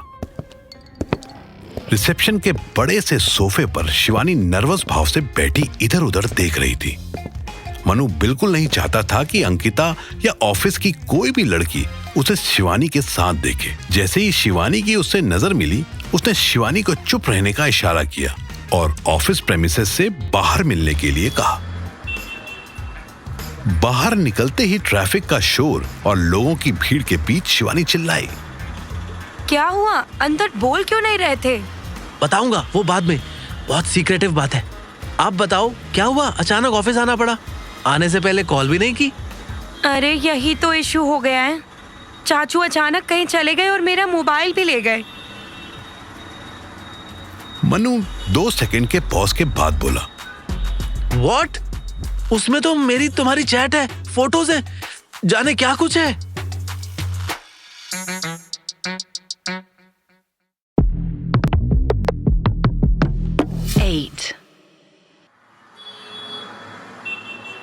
शाम के 4:30 बजे नोएडा सेक्टर 18 की मार्केट में शिवानी के साथ भटकता मनु अपने दिमाग का पूरा जोर ये सोचने में लगा रहा था कि आखिर सिकंदर चाचू ने शिवानी का मोबाइल क्यों चुराया। शिवानी के ये बताते ही मोबाइल चाचू ले गए हैं, मनु तुरंत अपने केबिन में गया और अपना बैग लेकर वापस आ गया। चलो जल्दी, एक नया मोबाइल लेते हैं। शिवानी और मनु इस टाइम एप्पल स्टोर के बाहर खड़े थे। अरे इतना महंगा वाला लेने की क्या जरूरत है? कोई 10-15 हजार तक का ले लेते हैं ना? नहीं, वही सेम फोन लेंगे, उसमें सेम ईमेल आईडी डालकर सबसे पहले तुम्हारा अकाउंट लॉगिन करेंगे और पिछला फोन लॉक कर देंगे। अरे पर क्यों? चाचा ही तो ले गए हैं, वो वापस दे देंगे। मेरे चाचा कोई चोर थोड़ी हैं। चोर नहीं, डाकू हैं। किसी को किडनैप करने के लिए अपना फोन यूज किया तो हो गया अपना काम। ऐसा हो ही नहीं सकता, उन्होंने तो फोन ऑफ किया हुआ है। मतलब ऑन करेंगे तो पासकोड डाले बिना कुछ भी नहीं देख सकेंगे। ग्रेट। वो एक्चुअली कल रात उन्होंने पासवर्ड पूछा तो मैंने बता दिया। मनु ने शिवानी को घूरकर देखा। दोनों एप्पल स्टोर में घुसे और 65,000 का फोन लेकर वापस आए। मनु ने सारी पेमेंट कैश में की। मनु के पास इतना कैश देखकर शिवानी के मन में बहुत सवाल आए, पर उसने पूछा नहीं। दोनों शॉप से बाहर आए। मनु ने लॉगिन करते ही पिछले फोन को लॉक किया। बेबी, इसमें एक न्यू सिम है। ये नंबर अभी मेरे पास है और आपके पास है। जब तक मैं ना कहूं तब तक किसी को भी मत देना, ओके? बेबी, पर मम्मी से बात नहीं होगी तो क्या करूंगी? वो तो रोज फोन करती हैं। अगर उनसे 24 घंटे में एक बार बात नहीं हुई तो वो जाने क्या क्या सोचने लगेंगी। ये प्रॉब्लम तो है, पर इसका सॉल्यूशन भी है। मम्मी को व्हाट्सएप कॉल करना, उनको बोल देना कि चाचू फोन लेकर चले गए। फिर आपके पापा खुद ही चाचू की खबर ले लेंगे। शिवानी कुछ कंफ्यूज होती, कुछ हिचकती, सर हिलाने लगी। अभी आप घर जाओ, आराम से बैठो। अगर चाचू आ भी जाएं तो उनको बताना मत कि आपके पास न्यू फोन है, ठीक है? ठीक है बेबी, पर मुझे समझ नहीं आ रहा चाचू मेरा मोबाइल ले क्यों गए। समझ तो मुझे भी नहीं आ रहा, पर मैं समझ लूंगा। आफ्टर ऑल इंश्योरेंस का ही सही, पर रीजनल इंस्पेक्शन ऑफिसर हूँ। किसी डिटेक्टिव से कम नहीं हुई है मेरी ट्रेनिंग। आप चिंता मत करो, घर जाओ, मैं सब पता लगा लूंगा। शिवानी तुरंत मनु के गले लग गई। मनु ने उसे पुचकारा और एक ऑटो में बिठाकर घर भेज दिया। मनु के खुराफाती दिमाग को एक नया केस मिल चुका था कि आखिर चाचू ने शिवानी का मोबाइल चुराया तो चुराया क्यों। तभी मनु को याद आया कि सेक्टर 20 नोएडा के पुलिस स्टेशन में उसका एक दोस्त ड्यूटी करता है। सब इंस्पेक्टर राकेश मीणा उसकी कई लीगल मामलों में हेल्प कर चुका था। उसने उसी को फोन लगाया। कैसे हो थानेदार साहब? अरे मन्नू, अरे मैं तो ठीक हूँ, पर तू कहाँ बैंड चोद? इतने दिन हो गए साढ़े तेरा बुत्था देखे, दिल्ली छोड़ दी के? अरे नहीं नहीं थानेदार साहब, दिल्ली और विस्की कोई छोड़ना चाहे भी तो नहीं छूटती। बस कुछ दिनों के लिए बाहर के टूर लग रहे थे, अभी यही हूँ। आप बताओ, थाने में हो? अरे ना यार, थाने में कहाँ, यो अरे फिल्म सिटी है ना, अरे रोटी ला रखी है मेरी बैंड चोद। अरे रोटी खाने तक की फुर्सत कोनी। अरे तो रोटी छोटे भाई के साथ खाओ ना आज। मैं सेक्टर 18 में ही तो हूँ, उधर ही आ जाता हूँ, साथ रोटी खाते हैं। अरे तू भोसड़ी के, तू नहीं तो रोटी ना खिलाने वाला, और पक्का कोई काम तो जरूर होगा तेरा। अरे कैसी बात कर रहे हो थानेदार साहब, थोड़ी बातचीत हो जाए भाई से, बस इतना बहुत है। अब इसे भी आप काम निकालना कहते हो तो यही सही, 10 मिनट में आता हूँ। मनु ने फोन काटा, जो जानबूझकर सब इंस्पेक्टर को थानेदार कहता था, क्योंकि वो जानता था कि हर पुलिस वाले की तरह राकेश का दिल भी एसएचओ बनने के लिए तड़प रहा था। इससे पहले कि मनु ऑटो बुलाता, उसका फोन बजने लगा। लाइन पर उसका बॉस था। मन्नू जी, आर सुपर इन्वेस्टिगेटर, अंकिता ने बताया कि आप मुंबई का केस हैंडल करना चाहते हो। यस सर, वेस्ट रीजन में बड़े क्लेम्स होते हैं सर। मैं चाहता था कि कोई एक्स्ट्राऑर्डिनरी केस भी एक्सपीरियंस कर सकूं। तुम ऑसम हो यार, अभी एक ट्रिप करके आए हो, फिर एक ट्रिप पर जाने के लिए तैयार हो। कभी थकते नहीं हो क्या? सर इसमें थकना क्या, जवानी तो सर काम करने के लिए बनी है, काम ही आराम है सर। वाह मन्नू, तुमसे सीखना चाहिए सबको। अच्छा, ये केस बांद्रा का है, आज रात ही निकलना है। केस रिलेटेड फाइल तुम्हें अंकिता मेल कर देगी। मैं अरुण को बोलकर तुम्हारी तत्काल में टिकट्स करवा देता हूँ। अरुण भी इजी क्लेम इंश्योरेंस में ही काम करता था। उसका काम सिर्फ एजेंट्स के ट्रैवल शेड्यूल करने का था। सर आप अरुण की चिंता छोड़िए, I will manage my journey. मैं मुंबई से लौटकर वाउचर लगा दूंगा। यार मन्नू, तुम कितने हेल्पफुल हो, दूसरों का काम भी खुद ही कर लेते हो। यहाँ ये नए लड़के साले। अरे सर सर सर, मैं अपनी तारीफें आपसे मिलकर सुन लूंगा। अभी एक बात काम की सुनिए, वो जो लड़का आपने मुझे गिफ्ट में दिया था, क्या नाम है उसका? हाँ गौरव, ही इज वेरी गुड। मुझे लगता है वो बहुत जल्दी कैच कर लेगा। आप उससे पूछिए कि क्या वो सुबह 9 बजे ऑफिस आ सकता है। अरे इसमें पूछना क्या है मन्नू, उस शैतान की औलाद को तो मैं 8:30 बजे ही भेज दूंगा। पहली बार तो किसी ने उसकी तारीफ की है, वरना हर जगह से उसकी शिकायत ही आती है। पर एक बात बताओ, तुम तो आज रात मुंबई के लिए निकल जाओगे, फिर वो तुम्हारे बिना ऑफिस में क्या करेगा? मनु सोचने लगा। उसका प्लान तो गौरव को सबक सिखाने का था, पर मुंबई जाने का मौका इतनी जल्दी हाथ लग जाएगा, इसका आइडिया मनु को भी नहीं था। सर आप उसे सुबह की ट्रेन से मुंबई क्यों नहीं भेज देते? वैसे भी आपने बताया था कि ये बड़ा केस है, तो मुझे कम से कम 1 हफ्ता तो रुकना ही पड़ेगा। लड़का मेरे साथ रहेगा तो जल्दी सीखेगा और मुझे भी एक असिस्टेंट मिल जाएगा। ग्रेट आइडिया मन्नू, बल्कि मैं तो कहता हूँ कि तुम उसे अपने साथ ही ले जाओ। सुबह 12 घंटे की तो बात है, आज रात की बजाय कल सुबह निकल जाना। नहीं नहीं नहीं नहीं सर, मैं तो आज रात ही निकल जाता हूँ। मैं सुबह पहुँच जाऊंगा तो मेरा कल का दिन वेस्ट नहीं होगा ना। अगर सुबह निकला तो कल का सारा दिन ट्रैवल में बर्बाद हो जाएगा। बात तो तुम्हारी भी सही है। ठीक है, मैं उसकी अरेंजमेंट करवाता हूँ। थैंक यू मन्नू, इस कलेश की औलाद को कुछ दिन अपने पास रखकर इसको इंसान बना दो। मनु ने फोन काट दिया। कल का लड़का मनु को ब्लैकमेल करने चला था। मनु ने एक ऑटो रोका और नोएडा फिल्म सिटी पहुंचा। अरे भाई मन्नू, कैसा है तू? अरे जिसका भाई पुलिस इंस्पेक्टर हो वो कैसा होगा राकेश भाई? मजे में होगा, मजे में हूँ। देख भाई, लंबी ना क्या करे, ठीक से। और मना तू कदे थानेदार बोल रहा है, कदे इंस्पेक्टर बोल रहा है। भाई मना सब इंस्पेक्टर रहने दे। मेरे लिए तो आप राकेश भाई ही हो। आओ चलो कुछ खा पी के आते हैं। ऐसा ही राकेश ने टाइम देखा। अरे भाई अभी तक 5 बज रहे हैं। देख भाई, लंच खाने के लिए तो देर हो गई है, और भाई डिनर के लिए तो अभी दिन भी ना डूबा है। क्या करे फिर? कुछ खाने का टाइम नहीं हुआ, कोई बात नहीं, कुछ पीने का टाइम तो बन सकता है ना। मनु ने आंख मारी। राकेश उसका इशारा तुरंत समझ गया। आधे घंटे बाद फ्री होकर राकेश और मनु पास ही की एक बारशाला नाम के बार में बैठकर बियर पीने लगे। राकेश पी कम रहा था, मूंगफली ज्यादा खा रहा था। हाँ भाई मन्नू, भाई खाना पीना तो चलता रहेगा, ठीक है। अब तू अपनी औकात पे आ जा और बता मन्ना के काम से। आप भी ना राकेश भाई। अच्छा इतना फोर्स कर ही रहे हो तो ये बताओ कि किसी सिकंदर नाम के हिस्ट्री शीटर को जानते हो? राकेश का हाथ रुक गया। उसने मनु को घूर कर देखा। मनु ने भी निगाह नहीं चुराई। और तू उसके बारे में कैसे जानता है? मैं कहाँ जानता हूँ राकेश भाई, मैं तो जानना चाहता हूँ। गूगल और न्यूज़पेपर पर इतनी जानकारी है कि उसने 4 मर्डर किए थे और फरार हो गया था। अरे तन्ने क्यों जानना है उसके बारे में? राकेश ने फिर मूंगफली खानी शुरू कर दी। मनु कोई झूठ सोचने लगा। मेरा बॉस जानना चाहता है। पंगा तो कोई इंश्योरेंस से जुड़ा ही है। जो इन्फॉर्मेशन मुझे आपसे मिलेगी वो मैं आगे बॉस को दूंगा और फिर वजह पूछूंगा। आई प्रॉमिस, वो जो भी रीजन बताएंगे वो मैं आगे आपको फॉरवर्ड करूंगा। मंजूर? राकेश ने हाँ में सिर हिला दिया। मनु ने देखा कि पीनट्स की पूरी प्लेट साफ हो चुकी थी। देख भाई, तेरी बात पता मना भरोसा कोनी, पर चल ठीक है, हैं? आखिर दोस्त है तू अपना। तभी मनु ने एक लड़के को इशारा किया। बेटे जी, एक बंदर चाट और ले आओ और ये नोट एडवांस में रख लो। हाँ? बंदर चाट? हाँ, इस बार में बंदर चाट, घोड़ा चाट, तोता चाट वगैरह नाम से ही चखना मिलता है। अरे यो तो बढ़िया है भाई, हैं? खैर सुन मेरी बात, देख सिकंदर ने ना पटना, छपरा, गोपालगंज और हाजीपुर में जिन लोगों का मर्डर किया है वो सब साढ़े गुंडे ही थे, पर लोकल पार्टीज के पालतू गुंडे थे भाई, इसलिए मामला बहुत आगे बढ़ गया।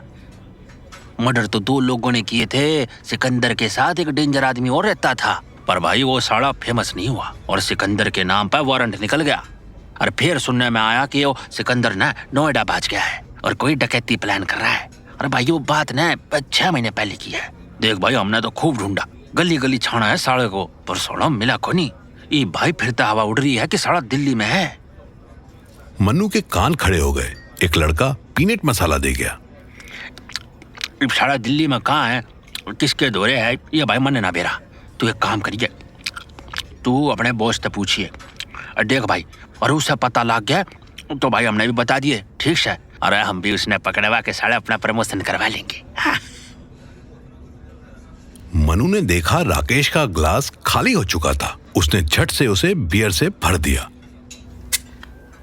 हाँ सुन, एक बात और सुनने में आया है कि सिकंदर का ना कोई रिश्तेदार रह है दिल्ली में, पर कितना है यो ना भेरा भाई किसी ने, ठीक से? खैर अपने को के, हाँ? हम तो साला यही फिल्म सिटी में मरवा रहे अपनी, हैं?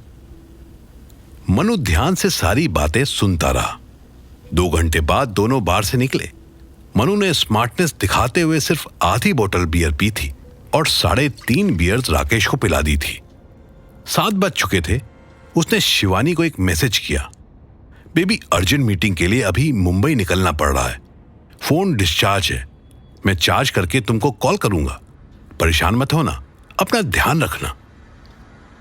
बॉस के हिसाब से मनु को मुंबई के लिए ट्रेन पकड़नी थी, लेकिन रेलवे स्टेशन जाने का मनु का कोई इरादा नहीं था। मनु ओला ऐप से एयरपोर्ट के लिए कैब ढूंढने लगा।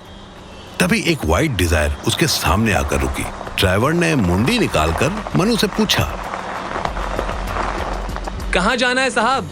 आओ छोड़ देता हूँ। मनु ने ड्राइवर की शक्ल तुरंत पहचानी। ये तो स्माइल कैब सर्विस वाला था। मनु को डाउट हुआ कि कहीं ये उसका पीछा तो नहीं कर रहा, कहीं ये सिकंदर चाचू का आदमी तो नहीं है।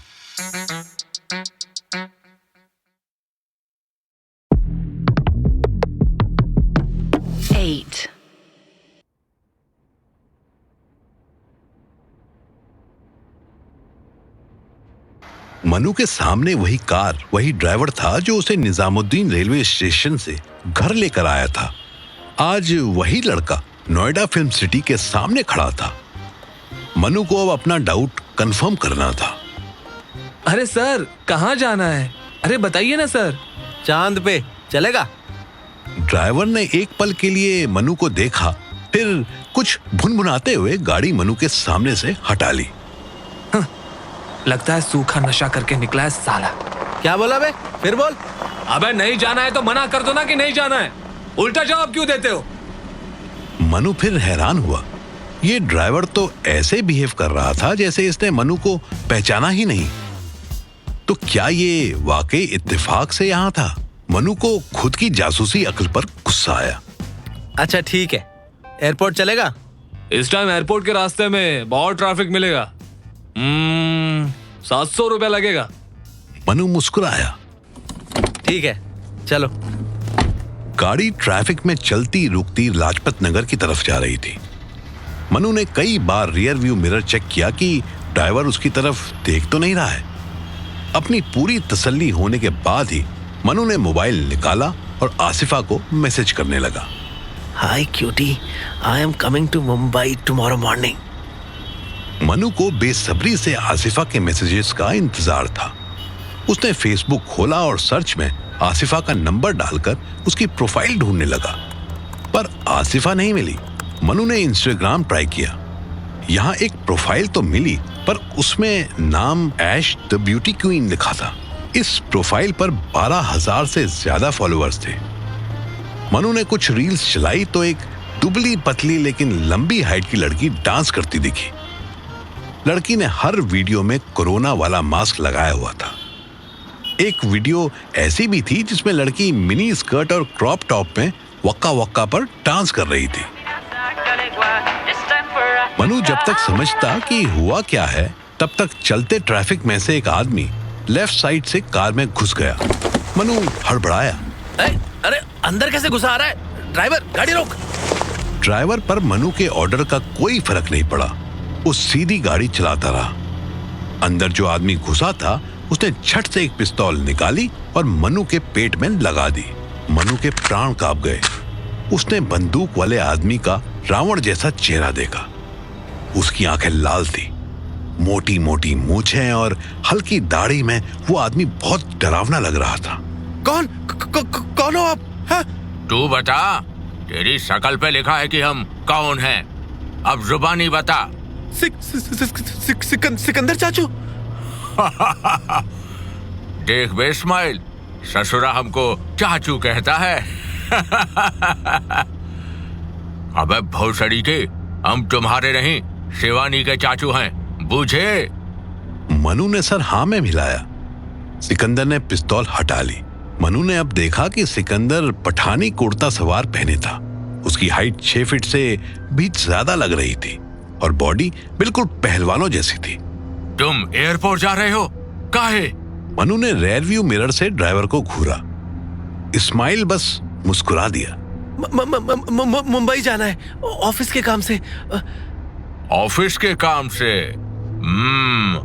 शिवानी बोली कि तुम इंस्पेक्टर हो। हम सोचे देखें भाई कौन थाना में ड्यूटी लगा है तुम्हारा। जी नहीं, मैं तो इंश्योरेंस कंपनी में इंस्पेक्शन ऑफिसर हूँ। हमें कुछ लोग इंस्पेक्टर भी कह देते हैं, पर हूँ मैं प्राइवेट कंपनी का। हाँ, अब ज्ञान ना चोदो, हमें पता है। अब इस्माइल दोपहर से तुम्हारा आगा पीछा टटोल रहा है। मनु के शरीर में करंट दौड़ गया। अगर ये ड्राइवर दोपहर से उस पर नजर रख रहा था तो उसने शिवानी को नया फोन लेते हुए भी देखा होगा और सब इंस्पेक्टर राकेश से भी उसको मिलते देखा होगा। देखो बेटवा, शिवानी हमारी भतीजी ही नहीं है, हमारी जान है।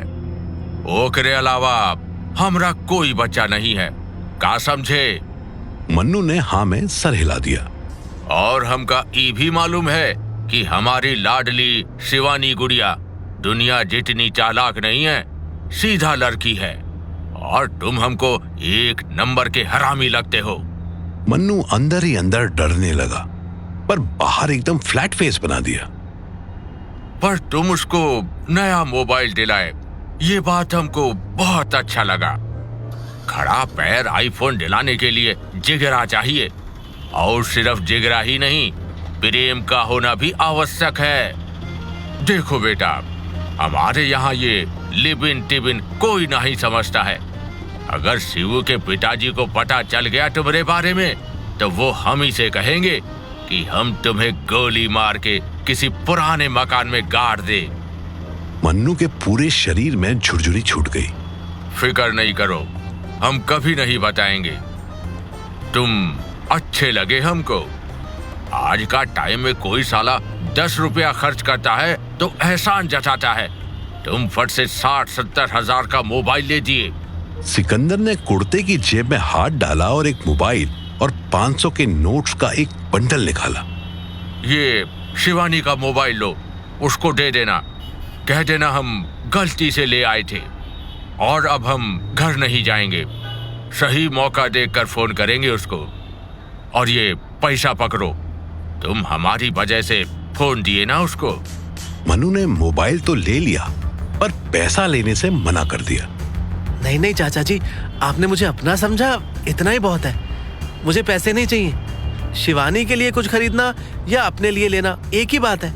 After all she is my everything. Sikandar बिना पलक झपकाए मनु को देखने लगा। सिकंदर ने तुरंत उसके सर पर हाथ फेरा। शाबाश, हमको खुशी है कि शिवू इतना बढ़िया लड़का ढूंढी अपने लिए।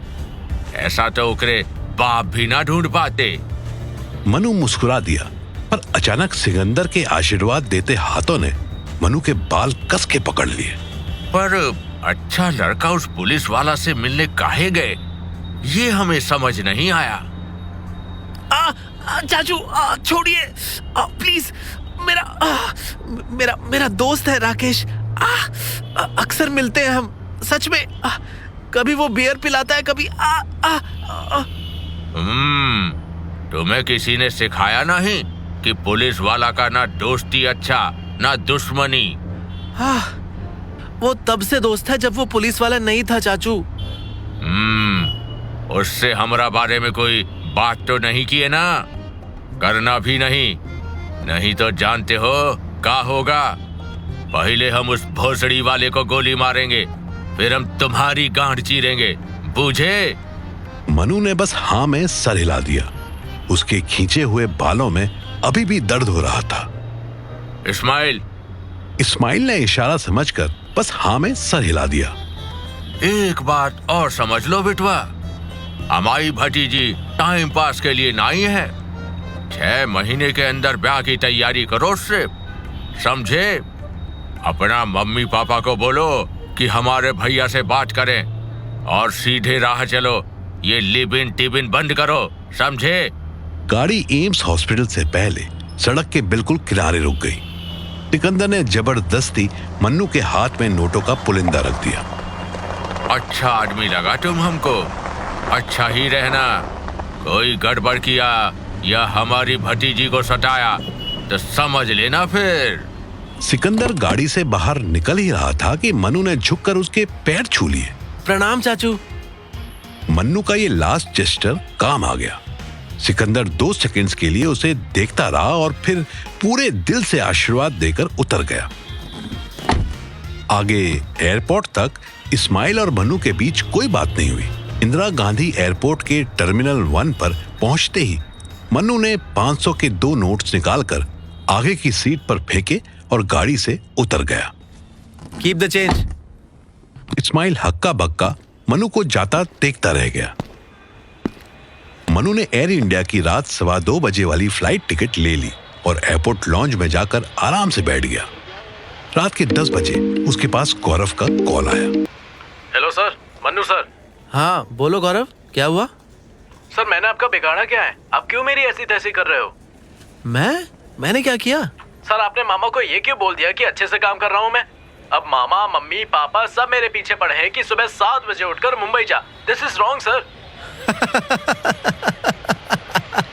आप हंस रहे हो सर? आपको तो मेरी बुराई करनी चाहिए थी ना।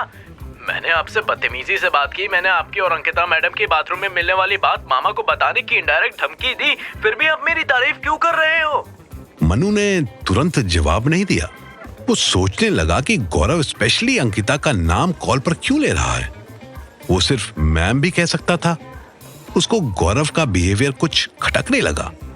मनु आराम से बोला, देखो गौरव, मुझे समझ नहीं आ रहा है कि तुम क्या कह रहे हो। मैंने तुम्हारी तारीफ इसलिए की क्योंकि I saw great potential in you. I think your smart approach can be very handy for our company. बाकी इन सब में अंकिता और बाथरूम कहाँ से आ गया, मुझे समझ नहीं आ रहा। You must be drunk. नहीं सर, मैं तो। गलत बात गौरव, ड्रिंक करके सीनियर को कॉल करना is bad manners. Meet me in Mumbai, okay? Bye, take care. Mannu ने फोन काट दिया। गौरव ने गुस्से में फोन बेड पर फेंक दिया। साला कितना चंट आदमी है ये। इसको कैसे पता चल गया कि मैं कॉल रिकॉर्ड कर रहा हूँ? खुद को कोसता कंफ्यूज होता गौरव सुबह 6 बजे का अलार्म लगाकर सोने की कोशिश करने लगा। रात 2:20 पर मनु मुंबई की फ्लाइट में था। ये 2 घंटे उसे पूरी तरह बिना डिस्टरबेंस के आराम करने के लिए मिले थे। विंग्स के पास की रो में उसकी आयल सीट थी, मिडिल सीट खाली थी और विंडो सीट पर एक 30-32 साल की लेडी बैठी हुई थी। मनु को नींद आई ही थी कि उस लड़की ने मनु को टोका। एक्सक्यूज मी, मे आई? मनमोहन। मनु ने उसका हाथ पकड़ लिया पर छोड़ा नहीं।